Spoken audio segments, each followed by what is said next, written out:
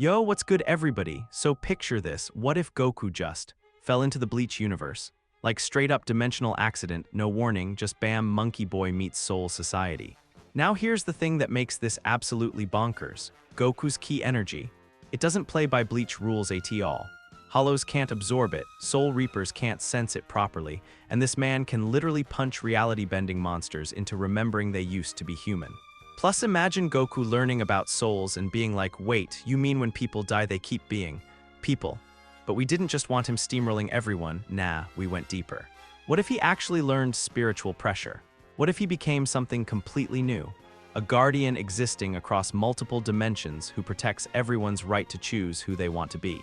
The story gets wild, reality-eating villains, consciousness liberation, Goku becoming a literal bridge between worlds while still making it home for dinner with Chi-Chi. Trust me, this one hits different. Hit that like if you're ready for some interdimensional chaos, and let's jump in. The small planet orbiting in the afterlife's cosmic void had seen stranger things than a grown man doing handstand push-ups on its single road. But King Kai still found himself shaking his head as he watched Goku's training routine. 1997, 1998. Goku counted aloud, sweat beading on his forehead despite the inverted position. His orange gi clung to his muscular frame as he maintained perfect form, even under the planet's 10 times gravity. You know Goku, King Kai said, adjusting his sunglasses, most people would consider mastering Ultra Instinct enough training for one lifetime. But that's the thing, King Kai.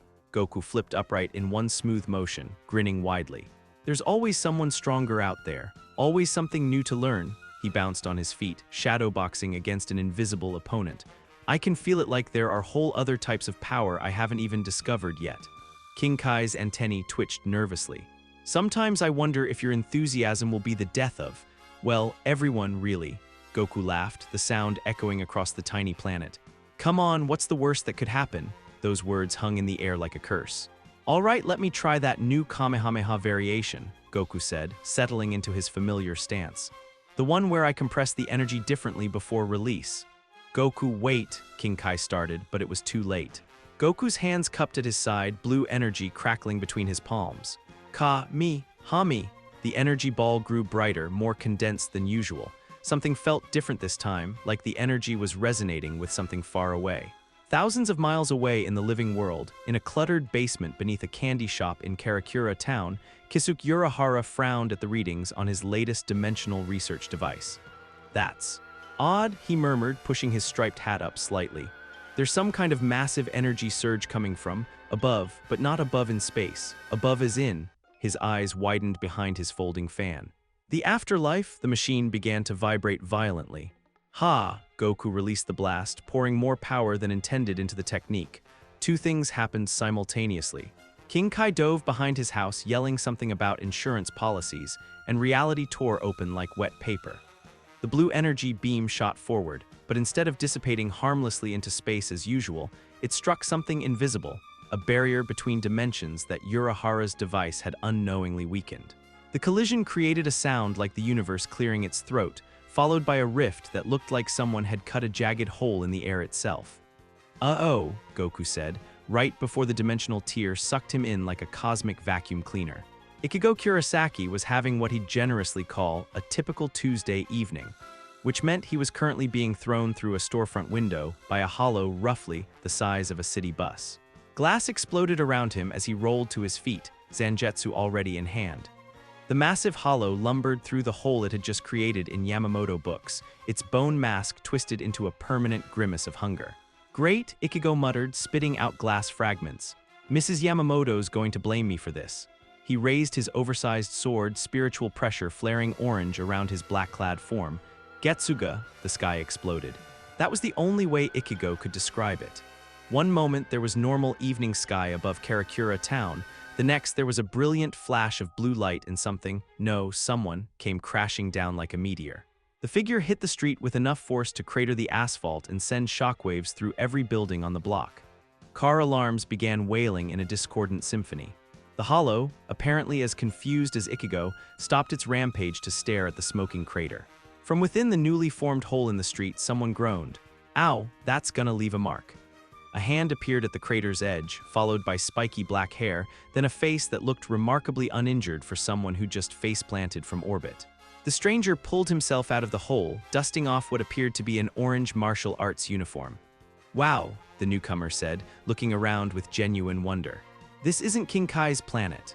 The Hollow, apparently deciding that two spiritual beings were better than one for lunch, let out a bone-chilling roar and charged toward the crater. "Look out!" Ichigo shouted, but the warning was unnecessary. The stranger, who couldn't be older than Ichigo despite his mature build, simply stepped to the side as the Hollow's massive claw swept through the space where his head had been a split second before. Then, almost casually, he drove his fist into the creature's mask. The result was spectacular and brief. The Hollow didn't just purify, it exploded into particles of light so quickly that Ichigo's eyes could barely track what had happened. "Huh?" the stranger said, examining his fist.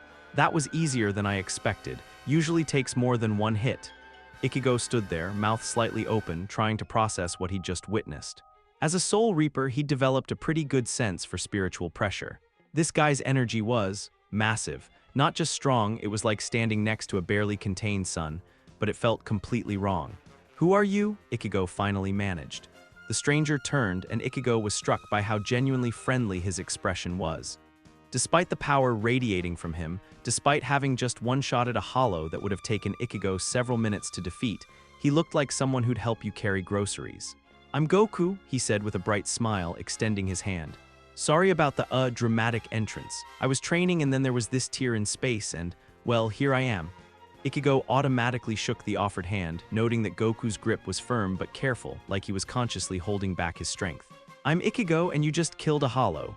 What now? The big monster with the bone mask, you just punched it into spirit particles." Goku's face scrunched up in confusion. "Spirit particles. Was it dead already?" "No, it was. Look, this is complicated." Ichigo gestured around at the destruction. "You're obviously not human, your spiritual pressure is insane. Are you some kind of Soul Reaper I haven't heard of?" "Soul what?" Before Ichigo could answer, another roar echoed from 3 blocks away, then another, and another. "Oh, come on," Ichigo groaned. "It's like they're attracted to weird spiritual energy or something." "Spiritual energy?" Goku perked up with interest. "Is that what you call ki here?" "Kai, what's?" Ichigo stopped himself. "Never mind." "Can you fight?" Goku's grin could have powered a small city. "Can I fight?" "Oh, you have no idea." They ran toward the sounds of destruction, leaping from rooftop to rooftop with the enhanced mobility their spiritual energy provided. Goku kept pace effortlessly, though Ichigo noticed he seemed more curious about their surroundings than concerned about the approaching battle. "So these Hollow things," Goku said as they bounded across an apartment building, "they're bad." "They eat souls," Ichigo replied grimly. "They used to be human, but they lost their way after death and transformed into monsters." Goku's expression grew serious for the first time since his arrival. "They used to be human? Yeah, it's pretty messed up." They crested a hill and found the source of the commotion, 3 Hollows, each roughly bear-sized, terrorizing a small park where several plus souls, the spirits of recently deceased humans, huddled together in terror. "Those are the souls?" Goku asked, pointing at the translucent figures. "Yeah, if the Hollows eat them." Ichigo didn't finish the sentence. Goku's entire demeanor shifted. The friendly, almost naive expression disappeared, replaced by something Ichigo recognized from his own mirror, the look of someone who would not let innocent people suffer. "Then we stopped them," Goku said simply. They dropped into the park together, landing between the Hollows and their intended prey. 2 Soul Reapers," one of the Hollows hissed. "How fortunate, a proper meal." "I'm not a Soul Reaper," Goku said calmly, settling into a fighting stance Ichigo didn't recognize. "But I don't let bullies pick on people who can't fight back."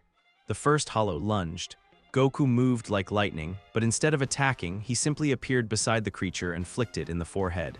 The Hollow went flying backward, crashing through 2 trees before skidding to a halt, clearly dazed but not destroyed. "Huh," Goku said thoughtfully. "So there's a difference between defeating them and purifying them." Ichigo took advantage of the remaining Hollow's confusion to slice cleanly through one with Zangetsu, the creature dissolving into light particles. "You have to cut them with a Zanpakuto, a Soul Reaper's sword, to purify them properly." "Got it," Goku called back, then did something that made Ichigo's brain skip like a scratched CD.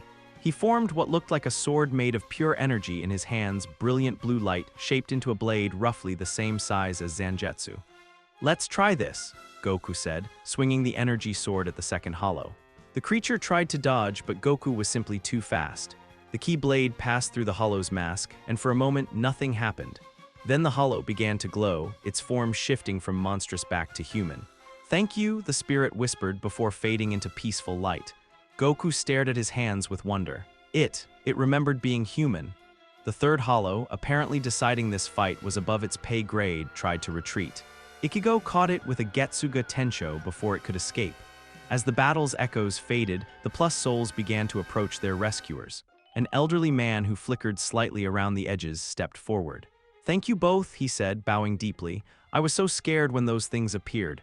Goku studied the translucent figure with fascination. "So you're dead," the old man nodded sadly. "Heart attack yesterday. I've been wandering around trying to understand what happened to me. But you're still, you," Goku said slowly. "You're still the same person." "Yes, I suppose I am." Goku turned to Ichigo with an expression of dawning realization. "What's a soul?" The question hung in the air between them, simple and profound. Ichigo found himself struggling to answer. How do you explain the concept of souls to someone who could clearly see them, fight spiritual creatures, and use energy to purify corrupted spirits, but apparently had no framework for understanding what any of it meant? "A soul is," Ichigo started, then stopped. "It's the part of you that continues after your body dies, your memories, your personality, everything that makes you who you are. And they all go somewhere after death, usually to soul society, the afterlife. Soul Reapers like me help guide them there and protect them from hollows." Goku was quiet for a long moment, looking at the Plus Souls with new understanding. "So when someone dies, they don't just end. They keep existing." "Yeah, and some of them become those monsters we just fought. If they're not guided properly, or if they're consumed by negative emotions, yes." Goku's fists clenched slightly. "That's not right. Nobody should have to become something like that." Before Ichigo could respond, his phone buzzed with a text from Rukia. "Massive spiritual pressure disturbance detected in your area. Everything okay?" He was about to reply when his phone buzzed again, and again, and again, then it started ringing. "Ichigo," Rukia's voice was sharp with urgency when he answered. "What's happening there?" "The spiritual pressure readings are going crazy." Ichigo looked at Goku, who was now kneeling beside one of the Plus Souls, asking gentle questions about what it felt like to be dead. "It's complicated," Ichigo said. "How complicated?" "Someone fell out of the sky, one-punched a Hollow, created an energy sword that can purify spirits, and just asked me what a soul is." Silence on the other end of the line. "Ichigo," Rukia said slowly, "I'm going to need you to repeat that." Meanwhile, in Soul Society's Department of Research and Development, every spiritual pressure monitoring device was screaming warnings. Captain Mayuri Kuretsuchi stared at the readings with a mixture of scientific fascination and irritation. "What kind of spiritual being registers this much power, but doesn't match any known classification?" he muttered, adjusting his bizarre headpiece. In the 1st Division barracks, Captain Commander Yamamoto opened his eyes from meditation as his lieutenant burst through the door. "Sir, there's been a massive spiritual anomaly in Karakura town." The old man's weathered face remained impassive. "How massive?" "The readings suggest something with captain-level spiritual pressure just appeared out of nowhere. But sir, it doesn't feel like any spiritual pressure we've ever recorded." For the first time in decades, Yamamoto looked genuinely puzzled. "Send Captain Hitsugaya to investigate," he ordered. Quietly, back in Karakura town, Goku was still asking questions, each one more innocent and profound than the last, while Ichigo tried to explain the metaphysics of death and the afterlife to someone who punched his way through dimensional barriers by accident. Neither of them noticed the small, cat-like figure watching from a nearby rooftop, golden eyes gleaming with interest. Well, Yoruichi murmured to herself. "This should be interesting." The evening was far from over, and already the spiritual balance of two worlds was beginning to shift in ways none of them could imagine. The Kurosaki family dinner table had seen its share of weird conversations over the years, but Rukia was pretty sure this one took the cake. "So let me get this straight," she said, pointing her chopsticks at Goku, who was currently on his 4th bowl of rice. "You fell through a hole in reality, landed in Karakura town, defeated 3 Hollows using techniques nobody's ever heard of, and you've never seen a soul before tonight." "That about covers it," Goku said cheerfully, pausing between bites. "This food is amazing, by the way. What do you call this?" "Curry," Ichigo replied flatly. "And you're completely missing the point of how impossible this whole situation is." Goku shrugged. "I've seen impossible things before.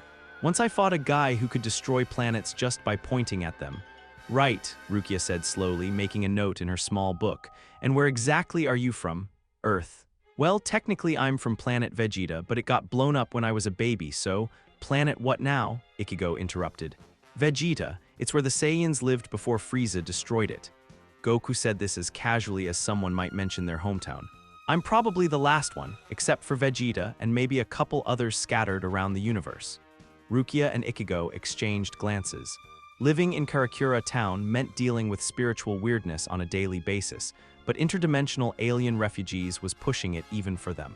Show me your Riatsu again, Rukia said, using the Soul Reaper term for spiritual pressure.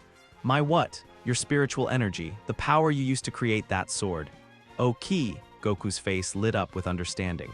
Sure thing, he stood up from the table and closed his eyes. The air around him began to shimmer, then glow with a soft golden light. Rukia's eyes widened as her spiritual senses were overwhelmed by the sheer magnitude of power radiating from him. But it was all wrong. This isn't Riatsu, she whispered, making rapid notes. It's something else entirely. It's like it comes from his body instead of his soul. The golden aura intensified and Goku's hair began to lift as though caught in an updraft. This is just the basic level. I can go way higher, but last time I did that indoors, I accidentally brought down a mountain. Please don't, Ichigo said quickly. Dad will kill me if you demolish the house.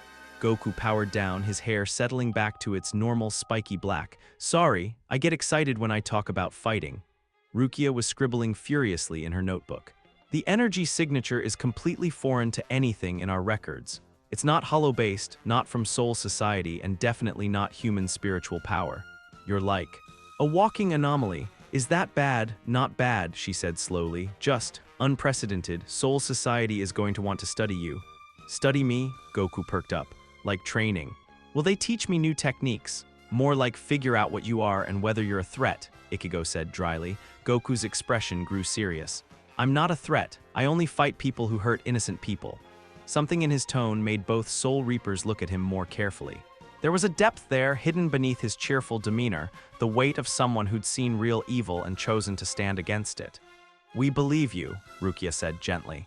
But Soul Society has procedures for this sort of thing. What kind of procedures? Before Rukia could answer, her phone rang with an urgent tone she recognized immediately. Captain Hitsugaya, she answered, straightening unconsciously. Yes, sir, yes, he's here with us now. What? No, sir, he seems completely harmless. Well, not harmless exactly, but not hostile. You want to? Yes, sir, understood. She hung up and looked at Goku with sympathy. A captain from Soul Society is coming to meet you, tonight. Is that good or bad? With Captain Hitsugaya, probably somewhere in between. An hour later, they were standing on the roof of Karakura High School. Ichigo had suggested meeting somewhere with more room to maneuver, just in case things went sideways. So this captain guy, Goku said, bouncing slightly on his feet, is he strong? Very, Ichigo replied. Captain-level Soul Reapers are serious business. They don't make house calls unless something major is happening. How strong is very, Ichigo considered this. Strong enough that most people wouldn't stand a chance against one. Goku's eyes lit up with interest. Really? That sounds awesome. Please don't challenge him to a fight the moment he arrives, Rukia said tiredly. We're trying to make a good impression. I won't challenge him, Goku promised. Then, after a pause. But if he wants to spar? Before Rukia could explain why that was a terrible idea, the air above the school shimmered with spiritual energy. A Senkeiman, a doorway between dimensions, tore open in the sky, and a figure in the traditional black robes of a Soul Reaper stepped through. Captain Toshiro Hitsugaya looked exactly like what he was, a child prodigy who'd grown up too fast. Despite his youthful appearance, his turquoise eyes held the weight of command, and ice crystals formed in the air around him as he descended to the rooftop. Ichigo Kurosaki, he said formally, touching down with practiced grace. Rukia Kuchiki. His gaze shifted to Goku and his expression grew puzzled. And you must be the anomaly. I'm Goku, Goku said with his trademark grin, waving cheerfully. Nice to meet you, Hitsugaya blinked. Whatever he'd been expecting, it clearly wasn't enthusiastic friendliness. Captain Hitsugaya of the 10th Division, he replied automatically. I'm here to investigate the massive spiritual disturbance reported in this area. He studied Goku carefully, his captain-trained senses analyzing the strange energy signature. You're definitely the source, but your Riatsu is. Unusual, that's what everyone keeps saying, Goku said. Is it really that weird? Let me put it this way, Hitsugaya said slowly. In terms of raw power output, you're reading at captain level. But the nature of that power is unlike anything I've ever encountered. It's as if you're operating on a completely different system. Different how? Hitsugaya drew his Zanpakuto, not in a threatening manner, but in the way of someone conducting an experiment. Maru can sense and respond to Riatsu. But with you, ice began to form along the blade, but it behaved strangely around Goku, swirling in odd patterns, as if confused about what it was supposed to be reacting to. Fascinating, Hitsugaya murmured. It's like my Zanpakuto doesn't recognize you as a spiritual being. Is that bad? I honestly don't know. You're the first person I've met who doesn't register properly to a Zanpakuto's senses. Goku looked genuinely curious. Can I see your sword? I've never seen a weapon made from spiritual energy before. Hitsugaya hesitated, then held Maru horizontally between them. This is a Zanpakuto. Every Soul Reaper has one. It's forged from our own soul and grants us our powers. Goku leaned closer, studying the blade with intense interest. It's beautiful. I can feel something alive inside it. You can sense Maru's spirit. There's definitely someone in there. They feel cold but not unfriendly, like winter morning air. Hitsugaya's eyebrows shot up. Very few non-Soul Reapers could sense Zanpakuto spirits, and even fewer could describe them accurately. What exactly are you? He asked quietly. I'm a Saiyan, Goku replied matter-of-factly. We're a warrior race from another planet, though I guess technically I'm from another dimension now too. Saiyan, Hitsugaya repeated, as if testing the word. And your abilities? I can fly, I'm really strong, I can shoot energy blasts, and I heal pretty fast. Oh, and I can transform to get stronger. Transform? Goku's grin turned almost mischievous. Want to see? I'm not sure that's... Hitsugaya began, but Goku was already concentrating. Golden light erupted around him as his hair shifted to brilliant blonde and his eyes became turquoise. The spiritual pressure radiating from his transformed state was so intense that ice began forming on every surface of the rooftop. This is Super Saiyan, Goku said, his voice carrying a slight echo of power. It multiplies my strength by about 50 times. Hitsugaya took an involuntary step backward. Even as a captain, he'd rarely felt spiritual pressure this overwhelming. But more unsettling than the raw power was how foreign it felt, like standing next to a star that operated on completely different physical laws. 50 times, he repeated weakly. I can go higher, but... Goku looked around at the ice-covered rooftop. Maybe not the best idea right now. He powered down, and the oppressive energy faded back to his normal levels. Hitsugaya found himself slightly out of breath. Soul Society needs to know about this immediately, he said, pulling out his communication device. Are we in trouble? Ichigo asked. Not trouble exactly. But someone with this level of power appearing out of nowhere. Hitsugaya shook his head. The Captain Commander will want answers. I can answer questions, Goku offered helpfully. Though I'm not sure I understand everything about this world yet. What exactly is Soul Society? It's the afterlife, Rukia explained. Where souls go when they die and where Soul Reapers come from. Goku's expression grew thoughtful. So you're all dead? We're souls, yes. Most of us died in the living world and eventually became Soul Reapers. But you're still, your personality, your memories, everything that makes you who you are. That's right. Goku was quiet for a moment. That's incredible. Where I come from, when most people die, they lose their memories and become completely different people in the afterlife. Only really special cases get to keep being themselves. What kind of special cases? Hitsugaya asked. Heroes, mostly. People who died protecting others or made a big difference in the world. They get to keep their bodies and memories in the other world. The three Soul Reapers exchanged glances. The implications of what Goku was describing were staggering. So in your dimension, Rukia said slowly, most souls lose their identity after death. Yeah, it's kind of sad actually. Here, everyone gets to stay themselves. Goku smiled warmly. That's beautiful. Hitsugaya finished his communication with Soul Society and looked troubled. The Captain Commander wants to meet with you personally. Tomorrow? That sounds great, Goku said enthusiastically. Will he want to spar? Please don't ask him that, Hitsugaya said quickly. Captain Commander Yamamoto is. Intense? How intense? He once burned down half of Soul Society during a training exercise by accident. Goku's eyes sparkled with excitement. He sounds awesome, Ichigo rubbed his temples. This is going to be a disaster. Not necessarily, Hitsugaya said, though he didn't sound entirely convinced. If Goku is truly just a displaced warrior with no hostile intentions, Soul Society might be willing to help him find a way home. And if I can't get home, Hitsugaya considered this. Then we'll figure out where you fit in our world. Someone with your power. You could do a lot of good as an ally. I'd like that, Goku said simply. Ichigo showed me what you do here, protecting people's souls, making sure they find peace after death. That's important work. You understand that. Where I come from, I've spent my whole life protecting people. Earth, the universe, whatever needed protecting. The idea that souls need protecting too, Goku's expression grew determined.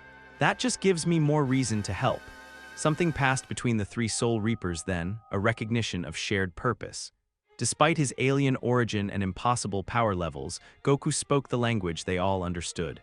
The need to protect those who couldn't protect themselves. There's something else, Hitsugaya said reluctantly. Your arrival seems to have stirred up hollow activity in the area. We've detected 3 more spiritual disturbances since this afternoon. More of those monsters. Probably, your spiritual pressure is distinctive. It might be attracting them. Goku's friendly demeanor shifted to something more serious. Then we should do something about that. I'm not going to sit around while people are in danger, Goku said firmly. Not when I can help. Ichigo found himself nodding in agreement. Despite having known Goku for only a few hours, he already recognized the same drive that had turned him into a Soul Reaper. The inability to stand by when others were suffering. The thing is, Rukia said carefully, you're not officially authorized to fight Hollows. Soul Society has rules about this sort of thing. What if I get authorization? From who? Goku grinned. This Captain Commander guy you're taking me to meet tomorrow. If he's as strong as you say, he'll understand. Hitsugaya looked like he was developing a headache. You can't just ask the Captain Commander to authorize you as an independent Soul Reaper. Why not? Because it doesn't work that way. How does it work? Before Hitsugaya could explain the complex bureaucracy of Soul Society, an all-too-familiar roar echoed from downtown Karakura town. Hollow, Ichigo said grimly, already reaching for his substitute Soul Reaper badge. A big one from the sound of it, Rukia added. Then let's go, Goku said, rising into the air without any visible means of propulsion. The 3 Soul Reapers stared at him floating casually above the rooftop. How are you doing that? Hitsugaya asked. Flying, it's a basic key technique. Can't you guys fly? We can walk on air using Riatsu manipulation, Rukia explained, but actual flight is much more difficult. Want me to teach you sometime? Before anyone could answer, another roar split the night air, closer this time. Questions later, Ichigo said, using Flash Step to leap toward the disturbance. Hollow fighting now. They raced across the city's skyline 3 Soul Reapers using Flash Step to bound from building to building, and one Saiyan flying alongside them with the casual ease of someone taking an evening stroll. There, Hitsugaya pointed toward a section of the city where street lights were flickering erratically. They crested a hill and found their target, a hollow unlike any they'd seen before. This one was easily 3 stories tall, with a bone mask that covered its entire head and arms that ended in claws the size of streetlights. It was systematically destroying everything in sight, while a small group of plus souls cowered behind an overturned car. A Judge's class, Hitsugaya identified grimly. This isn't a normal hollow, it's partially evolved. Meaning it's much stronger and smarter than the ones you fought earlier, Rukia explained. These usually stay in Huko Mundo. What's it doing here? Before anyone could answer, the massive hollow's mask turned toward them. When it spoke, its voice carried an intelligence that sent chills down their spines. Soul Reapers, it rumbled, and something else, something new. Its red eyes fixed on Goku with unmistakable hunger. Your energy tastes different, the creature continued. I wonder what devouring you would do to my power. Not happening, Goku said flatly, his friendly demeanor evaporating. The hollow laughed, a sound like breaking glass. 3 Soul Reapers and 1 anomaly. This should be entertaining. It charged with surprising speed for something so large, claws extended toward the group of plus souls. Goku moved first. One moment he was floating beside his companions, the next he was directly in front of the hollow, catching both its massive claws in his bare hands. I said no, he repeated, his voice carrying absolute conviction. The hollow's eyes widened in shock as it realized it couldn't budge Goku even an inch. Impossible. You're not even using a Zanpakuto. Don't need one, Goku replied calmly, then began to push back. The massive creature, easily weighing several tons, was slowly but inexorably forced backward as Goku advanced step by step.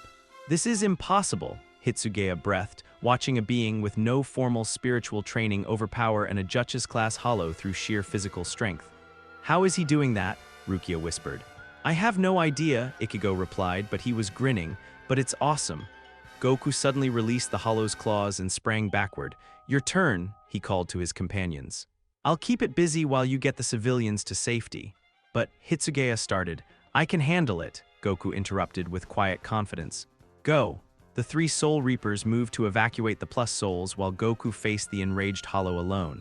The creature lashed out with both claws simultaneously, but Goku simply ducked under the attack and delivered a precise uppercut to its mask. The Hollow staggered backward, a crack appearing in its bone armor. You're strong, Goku acknowledged, settling into a fighting stance. But you hurt innocent people. That means you lose. What followed was less a fight than a demonstration. Goku moved with fluid precision, staying just ahead of the Hollow's attacks while delivering carefully measured strikes. Each hit widened the cracks in the creature's mask, but he clearly wasn't trying to destroy it quickly. Why isn't he finishing it? Rukia asked as they guided the last Plus Soul to safety. He's testing it, Ichigo realized, learning how it fights. Indeed, Goku seemed to be studying the Hollow's movements, adapting his fighting style to match its capabilities. When it tried to overwhelm him with raw strength, he responded with speed. When it attempted to catch him with cunning, he countered with straightforward power. Finally, apparently satisfied with his analysis, Goku formed a ball of blue energy in his palm. Kamehameha, he said simply, releasing the beam. The energy struck the Hollow's cracked mask and something extraordinary happened. Instead of simply destroying the creature, the key beam seemed to resonate with its spiritual essence. The Hollow's form began to shift, its monstrous features softening as its original human shape became visible beneath the bone armor. I remember, the creature whispered, its voice losing its menacing edge. I was protecting my family when I died, but I got lost, and then I was so hungry. It's okay, Goku said gently, his energy still flowing around the dissolving Hollow. You're not lost anymore. The creature actually smiled, as its form dissolved into particles of light. Thank you, it whispered as it faded. Thank you for helping me remember. The four of them stood in the aftermath, watching the last traces of light disappear into the night sky. That was incredible, Hitsugaya said quietly. You didn't just defeat it, you purified it, restored its humanity. Everyone deserves a chance to remember who they really are, Goku replied simply. Rukia was making notes again, her expression thoughtful. This changes everything. If you can purify Hollows without destroying them completely, if you can help them remember their human selves. Is that unusual? It's unprecedented, Hitsugaya said firmly. Even Zanpakuto purification is more about cleansing corruption and allowing the soul to move on. You actually restored its memories and personality. Goku looked troubled. So most of them don't get to remember being human? No, the process of becoming a Hollow usually destroys those memories permanently. That's terrible, Goku's fists clenched slightly. No one should have to lose themselves like that. The conviction in his voice made all three Soul Reapers look at him with new respect. Here was someone who genuinely cared about the fate of souls he'd never met, who saw tragedy in the loss of identity that they'd come to accept as inevitable. Tomorrow's meeting just became a lot more important, Hitsugaya said quietly. Soul Society needs to know about this ability of yours. Will they try to use it? If they're smart, they'll ask you to help develop it. This could change how we handle Hollow purification entirely. Goku nodded thoughtfully. I'd like that. If I'm stuck here, I might as well help make things better. As they prepared to part ways for the evening, Ichigo found himself studying his new ally. In the span of a few hours, Goku had demonstrated power that rivaled captains, techniques that defied explanation, and a compassion that put many experienced Soul Reapers to shame. Hey Goku, he called as the Saiyan prepared to fly home with Rukia and himself. Yeah, thanks for everything tonight. You didn't have to help, but you did anyway. Goku's trademark grin returned in full force. Of course I helped, that's what friends do, right? Friends, such a simple word, but Ichigo found himself smiling as they headed home. Yeah, he thought, that's exactly what friends do. Behind them, Captain Hitsugaya watched them go, already mentally preparing his report for the Captain Commander. Tomorrow's meeting would determine not just Goku's fate, but potentially the future of Soul Society's relationship with the spirit world. One thing was certain, Karakura town would never be the same. The morning sun was just beginning to peek over Karakura town when Goku found himself sitting on the roof of the Kurosaki Clinic, watching the city wake up. He'd barely slept, not from anxiety about meeting this Captain Commander, but because his mind kept circling back to the conversation from the night before. Everyone gets to stay themselves. In his world, death was simple. You died, you lost your memories, you were reincarnated as someone completely different.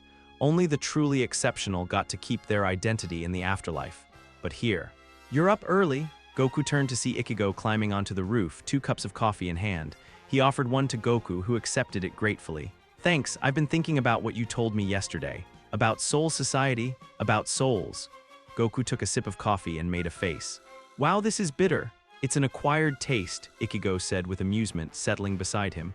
"What about souls? Where I come from, death is final, I guess. When someone dies, they stop being who they were. But here, that old man we saved, he was still himself. Still worried about his family, still grateful for help, still human." Ichigo studied Goku's profile. "That bothers you? It makes me wonder how many people in my world could have stayed themselves if they'd had the chance. How many became completely different people just because nobody was there to help them?" There was a weight in Goku's voice that Ichigo hadn't heard before, the sound of someone who'd watched countless people die and was just now realizing there might have been another way. "You can't save everyone," Ichigo said quietly. It was a lesson he'd learned the hard way. "I know, but maybe I could have saved more of who they were." They sat in comfortable silence for a few minutes, watching the city come alive below them. Finally, Goku spoke again. "This Soul Society place, it's really the afterlife, one version of it, where souls go to live after death. And they have a government, laws, jobs. Yeah. It's basically a whole other world." Goku shook his head in wonder. "That's incredible. In my dimension, the afterlife is, well, it's nice, but it's not really living, more like an eternal rest. This sounds like people actually get to have lives after death. Most do, though it's not perfect. There are problems, politics, inequality, all the things that come with any society. But they're still themselves while dealing with those problems." "Right." Goku was quiet for a long moment. "I think I need to understand this better. This whole system of yours, Soul Reapers, Soul Society, the way death works here, it's so different from what I know. That's what today's meeting is for." "Yeah, but..." Goku hesitated. "What if they don't want me to understand? What if they just want to figure out if I'm dangerous and then send me away?" Ichigo looked surprised. "You're worried about that?" "A little. This is your world's afterlife, Ichigo. If I mess something up here, it's not just people who get hurt, it's their entire existence after death. That's a lot of responsibility." For someone who'd allegedly never heard of souls before yesterday, Goku was grasping the implications remarkably quickly. "You won't mess it up," Ichigo said with conviction. "You saved those souls last night. You helped that hollow remember being human. If anything, you've already made things better." "Maybe. But I still don't really understand how any of this works. What happens if I accidentally break something important?" Before Ichigo could answer, a familiar spiritual pressure signature appeared nearby. Moments later, Rukia materialized on the roof using Flash Step. "Good, you're both awake," she said briskly. "Captain Hitsugaya sent word, the meeting's been moved up. The Captain Commander wants to see Goku immediately." "Why the rush?" Ichigo asked. Rukia's expression was grim. 3 more Ajutchus-class hollows appeared overnight, all in areas where Goku's spiritual pressure was detected yesterday. Goku's face fell. "They're attracted to me. It looks that way, and that's a problem because Ajutchus-class hollows don't normally hunt in groups, and they definitely don't come to the living world without a very good reason." "What kind of reason?" "Usually. They're hunting something specific, something they think will make them stronger." The implication hung in the air between them. Goku stood up, his expression determined. "Then we need to stop them." "We?" Rukia raised an eyebrow. "Goku, you're not officially authorized to..." "I don't care about authorization," Goku interrupted, his voice carrying an edge they hadn't heard before. "If these things are showing up because of me, then it's my responsibility to deal with them. I'm not hiding behind bureaucracy while people get hurt." Ichigo found himself grinning. "Now you're talking like a real Soul Reaper." "Is that what I am?" "I don't know what you are," Rukia said honestly. "But you're right about the responsibility part. That's going to be the first thing Captain Commander Yamamoto asks you about." The Senkeiman that opened above Karakura town an hour later was larger than usual, and the spiritual pressure that poured through it made the air itself feel heavy. When Captain Hitsugaya stepped through, he wasn't alone. Captain Commander Genryusai Yamamoto was exactly what Goku had expected and nothing like he'd prepared for. The old man's presence was overwhelming, not just his spiritual pressure, which felt like standing next to a barely contained volcano, but his sheer authority. This was someone who'd been making life-and-death decisions for centuries, and it showed in every line of his weathered face. "So," Yamamoto said without preamble, his ancient eyes studying Goku with uncomfortable intensity, "you are the anomaly." "I'm Goku," Goku replied politely, bowing slightly in what he hoped was an appropriate greeting. Thank you for agreeing to meet with me, sir. Yamamoto's expression didn't change, but something flickered in his eyes, approval maybe at the respectful address. Captain Hitsugaya has filed a most unusual report, the old man continued. He claims you possess captain-level spiritual power of unknown origin, can purify hollows in ways our Zanpakuto cannot, and have no formal training in spiritual arts whatsoever. That's accurate, I think? Show me. It wasn't a request. Goku nodded and began to power up, golden energy crackling around him as his hair shifted to blonde. The transformation sent waves of pressure through the air, and he saw both captains tense slightly. But Yamamoto didn't move. He stood perfectly still, analyzing what he was seeing with the experience of someone who'd encountered every form of spiritual power imaginable. Fascinating, he said finally. This energy comes from your physical form, not your soul. You are alive in a way that transcends normal spiritual existence. Sir, most beings are either physical or spiritual. Living humans are primarily physical with some spiritual awareness. Soul Reapers are spiritual beings who can manifest physical form when needed. But you, Yamamoto circled Goku slowly, like a scientist studying a new species. You are fully both, your body and soul exist in perfect unity. Is that unusual? It is impossible, or rather it should be. The division between physical and spiritual existence is one of the fundamental laws of reality. Goku powered down, looking troubled. Am I breaking something just by being here? Unknown. But the fact remains that your presence has attracted powerful hollows to the living world. That cannot be allowed to continue. The words hit Goku like a physical blow. Are you asking me to leave? I am asking you to accept responsibility for the consequences of your existence here. For a moment, the air between them crackled with tension. Goku's expression hardened, and when he spoke, his voice carried absolute conviction. I accept that responsibility. If these hollows are coming because of me, then I'll stop them. All of them. I won't let innocent people suffer because I'm here. And how do you propose to do that? However I have to. Yamamoto studied him for a long moment. You would fight to protect a world that is not your own. Souls you have never met. Yes. Why? The question seemed to catch Goku off guard. He was quiet for several seconds, his expression thoughtful. Because they're people, he said finally. Because they have families and dreams and things they care about. Because being dead doesn't make them less worth protecting. He paused, then added quietly, and because if I don't, who will? Something changed in Yamamoto's posture. The interrogating commander was replaced by something else, not softer, exactly, but more human. You understand the weight of this decision. You would be committing yourself to a war that may have no end. The forces that govern spiritual balance do not easily accept disruption. I've fought in wars before. I've protected my home from gods and monsters and everything in between. This isn't different. It is different, Yamamoto said sharply. In your world, when someone dies in battle, they move on to whatever afterlife awaits them. Here, when souls are destroyed, they cease to exist entirely. There is no second chance, no reincarnation, no moving on. There is only ending. The words hung in the air like a physical weight. Goku's expression grew very serious. You mean when those hollows devour souls? Those souls are gone forever, not dead, gone, as if they had never existed. Goku was quiet for a long time, processing this. When he spoke again, his voice was barely above a whisper. That's why purifying them matters so much. It's not just about stopping the monster, it's about saving the person who's trapped inside. Yes, and if I fail, if I can't save them, then they are lost forever. Goku closed his eyes, and for a moment he looked older than his years. That's a lot of pressure. It is the burden every Soul Reaper carries, Yamamoto said, not unsympathetically. The knowledge that our failures have permanent consequences. How do you handle it? By not failing. Despite the gravity of the conversation, Goku almost smiled at that. Fair enough, Yamamoto stepped closer, his ancient eyes boring into Goku's. If you truly wish to take on this responsibility, then you must understand what you are committing to. You will not simply be fighting hollows attracted by your presence. Your very existence here disrupts the spiritual balance. Other forces will take notice. Some will see you as a threat to be eliminated. Others will try to use your power for their own ends.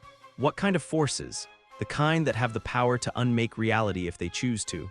Before Goku could respond, an urgent alarm began sounding from Captain Hitsugaya's communication device.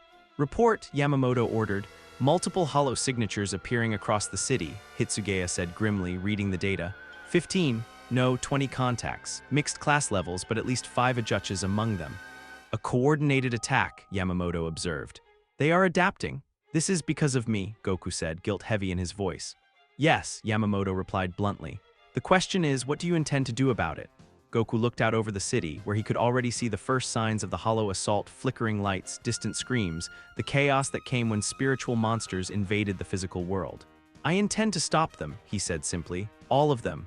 Alone, if I have to. Yamamoto studied him for another moment, then nodded once sharply. Very well, consider this your field examination. Protect this city. Save every soul you can. Do not allow a single hollow to escape to threaten other areas. And if I succeed, then we will discuss your future role in maintaining spiritual balance. And if I fail, Yamamoto's expression was grave. Then failure will be the least of your concerns. Goku nodded, accepting the challenge. He began to rise into the air, golden energy crackling around him as he prepared for battle. Goku, Captain Hitsugaya called. You don't have to do this alone, we can help. Thanks, Goku said with genuine gratitude, but this is my responsibility. These things are here because of me, it's my job to stop them. That's not how Soul Reapers work, Ichigo protested, flash-stepping onto a nearby rooftop. We work together, we watch each other's backs. Goku paused, looking down at the 3 Soul Reapers who had already done so much to help him understand this strange new world. Are you sure? This is going to be dangerous. Everything we do is dangerous, Rukia said matter-of-factly. That's what the job is. Besides, Ichigo added with a grin, someone needs to make sure you don't accidentally destroy half the city while you're saving it. Despite the gravity of the situation, Goku found himself smiling. All right then, let's go save some souls. As they prepared to engage the largest hollow assault Karakura town had ever seen, none of them noticed the figure watching from the shadows, a figure whose presence would have alarmed even Captain Commander Yamamoto. Sasuke Aizen had been monitoring the situation since Goku's arrival, and what he'd observed had changed everything about his carefully laid plans. Fascinating, he murmured to himself, adjusting his glasses. An anomaly that powerful, that pure. Yes, this changes everything indeed. The battle for Karakura town was about to begin, but the war for the spiritual balance of all worlds had already started, and none of the combatants knew they were already playing into the hands of the most dangerous mind in Soul Society. In the distance, 20 hollows roared their challenge to the sky, and Goku answered with a battle cry that shook the foundations of reality itself. The real test was just beginning. The first hollow to reach downtown Karakura town was roughly the size of a city bus, with a bone mask shaped like a wolf's skull and claws that could shred concrete. It had probably been terrorizing some quiet corner of Huko Mundo for decades, growing fat on lesser hollows and the occasional lost soul. It lasted exactly 3 seconds against Goku. One down, Goku called to his companions, shaking dissolving spirit particles off his fist. 19 to go. Show off, Ichigo muttered, but he was grinning as he flash-stepped toward his own target, a serpentine hollow that was trying to break into an apartment building. The coordinated assault had spread the hollows across a 6-block radius, clearly intended to overwhelm any defenders by forcing them to split their attention. It was a good strategy against normal Soul Reapers. It was a terrible strategy against someone who could fly at supersonic speeds. Goku zipped between targets like a golden blur, not bothering with energy attacks. His fists were doing the job just fine. Each punch was precisely calibrated to shatter a hollow's mask without causing collateral damage to the surrounding buildings. Incredible, Captain Hitsugaya observed, pausing in his own battle to watch Goku work. He's treating this like a training exercise. That's because for him, it basically is, Rukia replied, using her Zanpakuto to purify a spider-like hollow that had been trying to web up a group of plus souls. Look at his movements, he's not even breathing hard. Indeed, Goku seemed completely relaxed despite facing multiple opponents simultaneously. When a mantis-like hollow tried to ambush him from behind, he simply caught its scythe arm without looking and flipped the creature over his shoulder into a waiting Kamehameha blast. But it was when he reached the first Ajutch's class opponent that things got interesting. This one was different from the others, humanoid in shape, but easily 12 feet tall, with a bone mask that covered half its face and left the other half disturbingly human. It moved with intelligence and purpose, using actual strategy instead of just mindless aggression. So you're the anomaly, it said in a cultured voice, raising a hand wreathed in dark spiritual energy. The one whose power calls to us from across dimensions. And you're one of the smart ones, Goku replied, settling into a fighting stance. That makes this more interesting. Indeed, I was a professor once, you know, before I died. Before I changed, the Ajutchas flexed its claws experimentally. I've retained enough of my intellect to appreciate what you represent, which is evolution. You exist outside the normal rules of spiritual development. By consuming you, I could transcend the limitations of hollow evolution entirely. Goku's expression hardened. Not happening. The Ajuchas attacked with surprising speed, its claws wreathed in the dark energy hollows used to enhance their physical abilities. Goku dodged the first swipe easily, but when he countered with a punch, something unexpected happened. His fist passed right through the creature's torso. Intangibility, the Ajuchas explained with academic satisfaction. A useful ability for one who studies the nature of spiritual existence. It solidified just long enough to rake its claws across Goku's chest, drawing actual blood. Goku leaped backward, looking down at the scratches with surprise. You can hurt me. Of course, your unusual nature makes you vulnerable to spiritual attacks in ways normal physical beings are not. Fascinating, really, you exist in both realms simultaneously, which means you can be affected by both. This was new. In his own world, Goku's physical durability was legendary. Energy attacks could hurt him if they were powerful enough, but simple claws, never. Learning something new, Captain Commander Yamamoto observed, having appeared nearby to watch the fight. Yeah, Goku admitted, dodging another intangible swipe. I'm not as tough here as I am at home. The spiritual realm operates on different principles. Raw physical strength is not always sufficient. The Ajuchas solidified for another attack, and this time Goku was ready. Instead of trying to hit it directly, he formed a ball of ki energy and threw it past the creature entirely. You missed, the Ajuchas said with amusement. Did I? Goku snapped his fingers, and the ki ball detonated behind the hollow, creating a shockwave that caught it from an angle it couldn't phase through. The creature stumbled, momentarily solid, and Goku was there in an instant. But instead of his usual devastating punch, he placed his palm against the Ajucha's chest and did something he'd never tried before. He poured his ki into the creature slowly, gently, like he was sharing energy rather than attacking with it. The Ajucha's eyes widened, both the red hollow eye and the brown human eye that had been visible beneath its partial mask. What? What are you doing? Helping you remember, Goku said quietly. The dark spiritual energy around the creature began to shift, becoming lighter, warmer. The bone mask started to crack, and underneath, a fully human face became visible, middle-aged, kind, the face of someone who'd spent his life teaching others. I was Professor Tanaka, the creature whispered, its voice losing the hollow echo. I taught philosophy at the university. I died in a car accident, and I was so angry, so afraid of what would happen to my students without me. It's okay, Goku said gently. You remember now, that's what matters. But I've done terrible things, I've killed, devoured other souls. That wasn't you, that was the hunger, the corruption, but you fought through it. You kept part of yourself alive all this time. The former Ajuchas looked down at its claws, which were now fading back to human hands. How did you know I could be saved? Because everyone deserves the chance to remember who they really are. Professor Tanaka smiled, actually smiled, as his form began to dissolve into peaceful light. Thank you for giving me back myself. As the purified soul faded away, Goku became aware that the entire battle had stopped. Every Soul Reaper, every remaining hollow, was staring at what had just happened. Impossible, one of the remaining Ajuchas breathed. He gave it back its humanity. Not just purification, Captain Hitsugaya said in wonder, actual restoration. The professor remembered not just that he was human, but who he was as a human.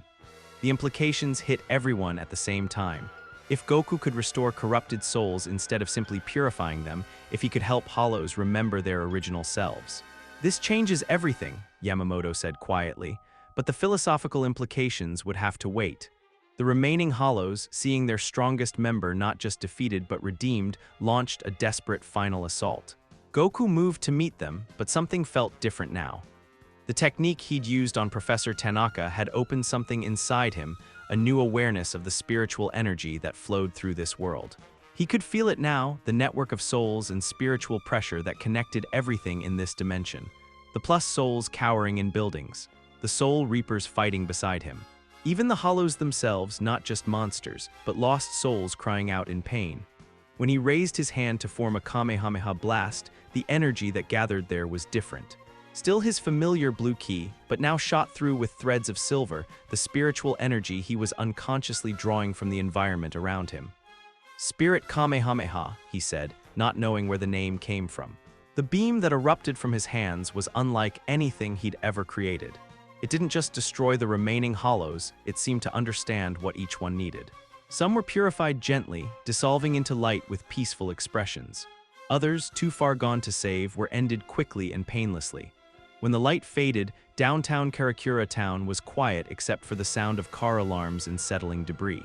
"Is everyone okay?" Goku called, looking around for his companions. "We're fine," Ichigo replied, but his voice was strange. "Goku, what was that technique?" I'm not sure. It felt like a combination of ki and whatever energy you use here." "Spiritual pressure," Rukia supplied absently, making notes in her ever-present book. "But that should be impossible. You don't have a Zanpakuto to channel spiritual energy through." "Maybe I don't need one." Captain Commander Yamamoto studied the aftermath of the battle with ancient eyes.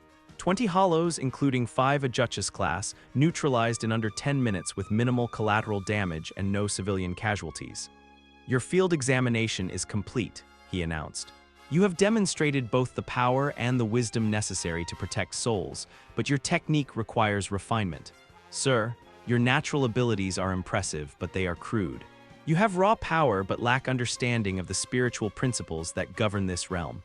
If you truly wish to help maintain the balance between worlds, you must learn to work within our systems, not despite them." Goku nodded eagerly. "I'd like to learn. This world is so much more complex than mine. There's so much I don't understand yet." "Then you will study under someone who understands both power and principle." Yamamoto turned to address the group. "Kisuke Urahara will serve as your instructor. He has more experience with unconventional spiritual phenomena than anyone in Soul Society." "The shop guy?" Ichigo asked with surprise. "The former captain of the 12th Division and one of Soul Society's greatest scientific minds," Yamamoto corrected sternly. "If anyone can help Goku understand his abilities within our framework, it is him." 2 hours later, Goku found himself sitting in the basement of Urahara's candy shop, surrounded by enough scientific equipment to stock a small research university. "Fascinating, absolutely fascinating," Urahara murmured, adjusting some kind of scanner that was pointed at Goku. "Your energy signature is completely unique. It's as if you're operating on an entirely different frequency from normal spiritual beings." "Is that bad?" "Bad." "Oh no, it's wonderful. Do you realize what this means for our understanding of spiritual mechanics?" Urahara's eyes were practically glowing with scientific enthusiasm. "You're like a living bridge between different types of existence. Okay, but can you help me control it better? I don't want to accidentally hurt someone with these new abilities." "Oh, we can do much more than that," Urahara said with his trademark mysterious smile. "We're going to teach you to truly merge your ki with spiritual energy. Not just mixing them together, but creating something entirely new." "How?" "Well, first we need to understand exactly what your ki is made of. Then we'll need to analyze how spiritual pressure functions in this dimension. Then we'll run about 1,000 tests to see how they interact under different conditions." Goku's expression grew slightly concerned. "This isn't going to involve needles, is it?" "Oh, much worse than needles, I'm afraid. We're going to make you meditate." "Meditate? For hours at a time, while connected to monitoring equipment in uncomfortable positions. While I ask you hundreds of boring questions about the nature of your energy." Goku visibly wilted. "Can't I just fight something instead?" "Sorry, but understanding comes before application." Though Urahara's grin turned slightly sinister.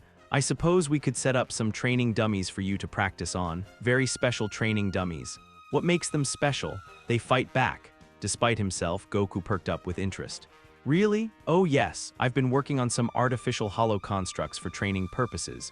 They can't actually hurt you permanently, but they can simulate the fighting styles and abilities of various spiritual beings." "Can they simulate Ajuchas class opponents?" "Eventually.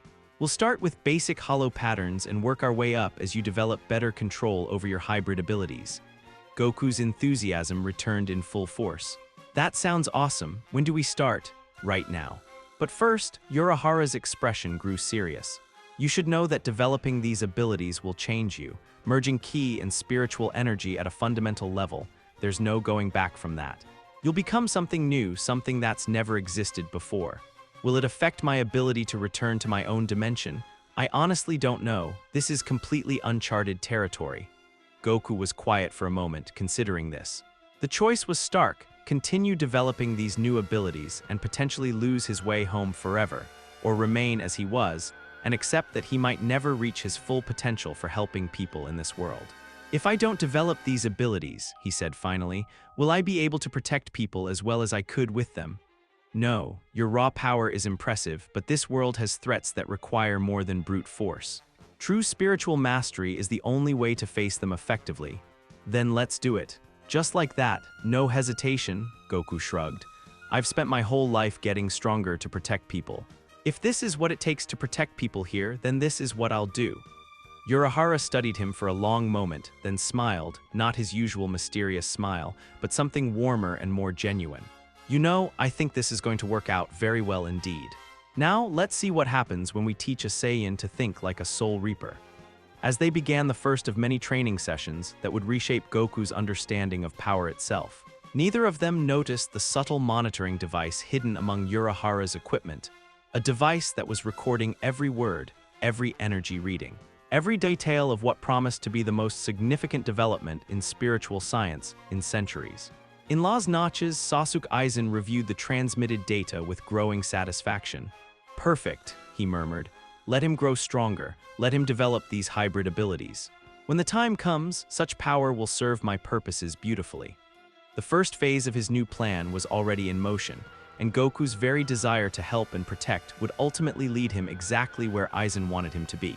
But for now, in the depths of Urahara's training ground, Goku focused on the simple goal of learning to blend ki with spiritual energy, unaware that every step forward was also a step deeper into a web that had been spun specifically to catch someone exactly like him. The training was about to begin in earnest, and with it, the real test of whether Goku's pure heart could navigate the complex moral landscape of the spiritual world, or whether it would ultimately be his downfall.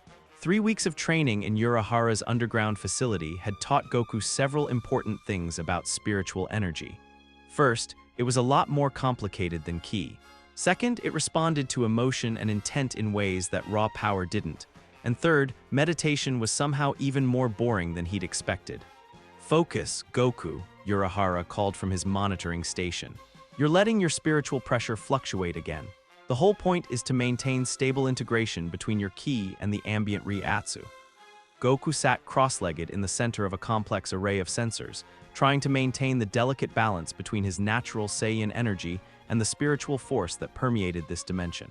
Around him, the air shimmered with a mixture of golden ki and silver spiritual pressure, the two energies slowly learning to work together instead of competing for dominance.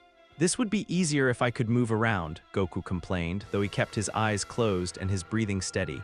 Fighting comes naturally, sitting still, not so much. Patience, you've made remarkable progress already. Most Soul Reapers spend decades learning to manipulate spiritual energy at this level. It was true. What had started as crude mixing of two incompatible power sources was becoming something genuinely new. Goku's hybrid energy had properties neither ki nor Riatsu possessed alone. It could purify corrupted souls while also enhancing physical capabilities.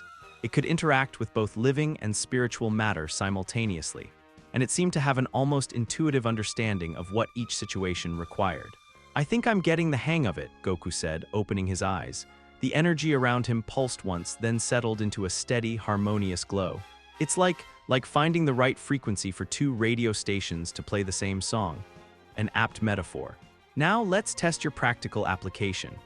A section of the floor slid away, revealing a training dummy that looked disturbingly realistic humanoid, but with the bone mask and claws of a hollow. It moved with fluid grace as it activated, immediately lunging toward Goku with surprising speed. Goku rolled aside, came to his feet, and extended his hand. Instead of a traditional Kamehameha, he fired a focused beam of his hybrid energy not meant to destroy, but to analyze and neutralize. The beam struck the artificial hollow squarely in the chest. For a moment, the construct froze as the energy worked through its systems, then it powered down with what sounded almost like a sigh of relief. Excellent, Urahara said, making notes. You've learned to modulate your output based on your target's spiritual composition.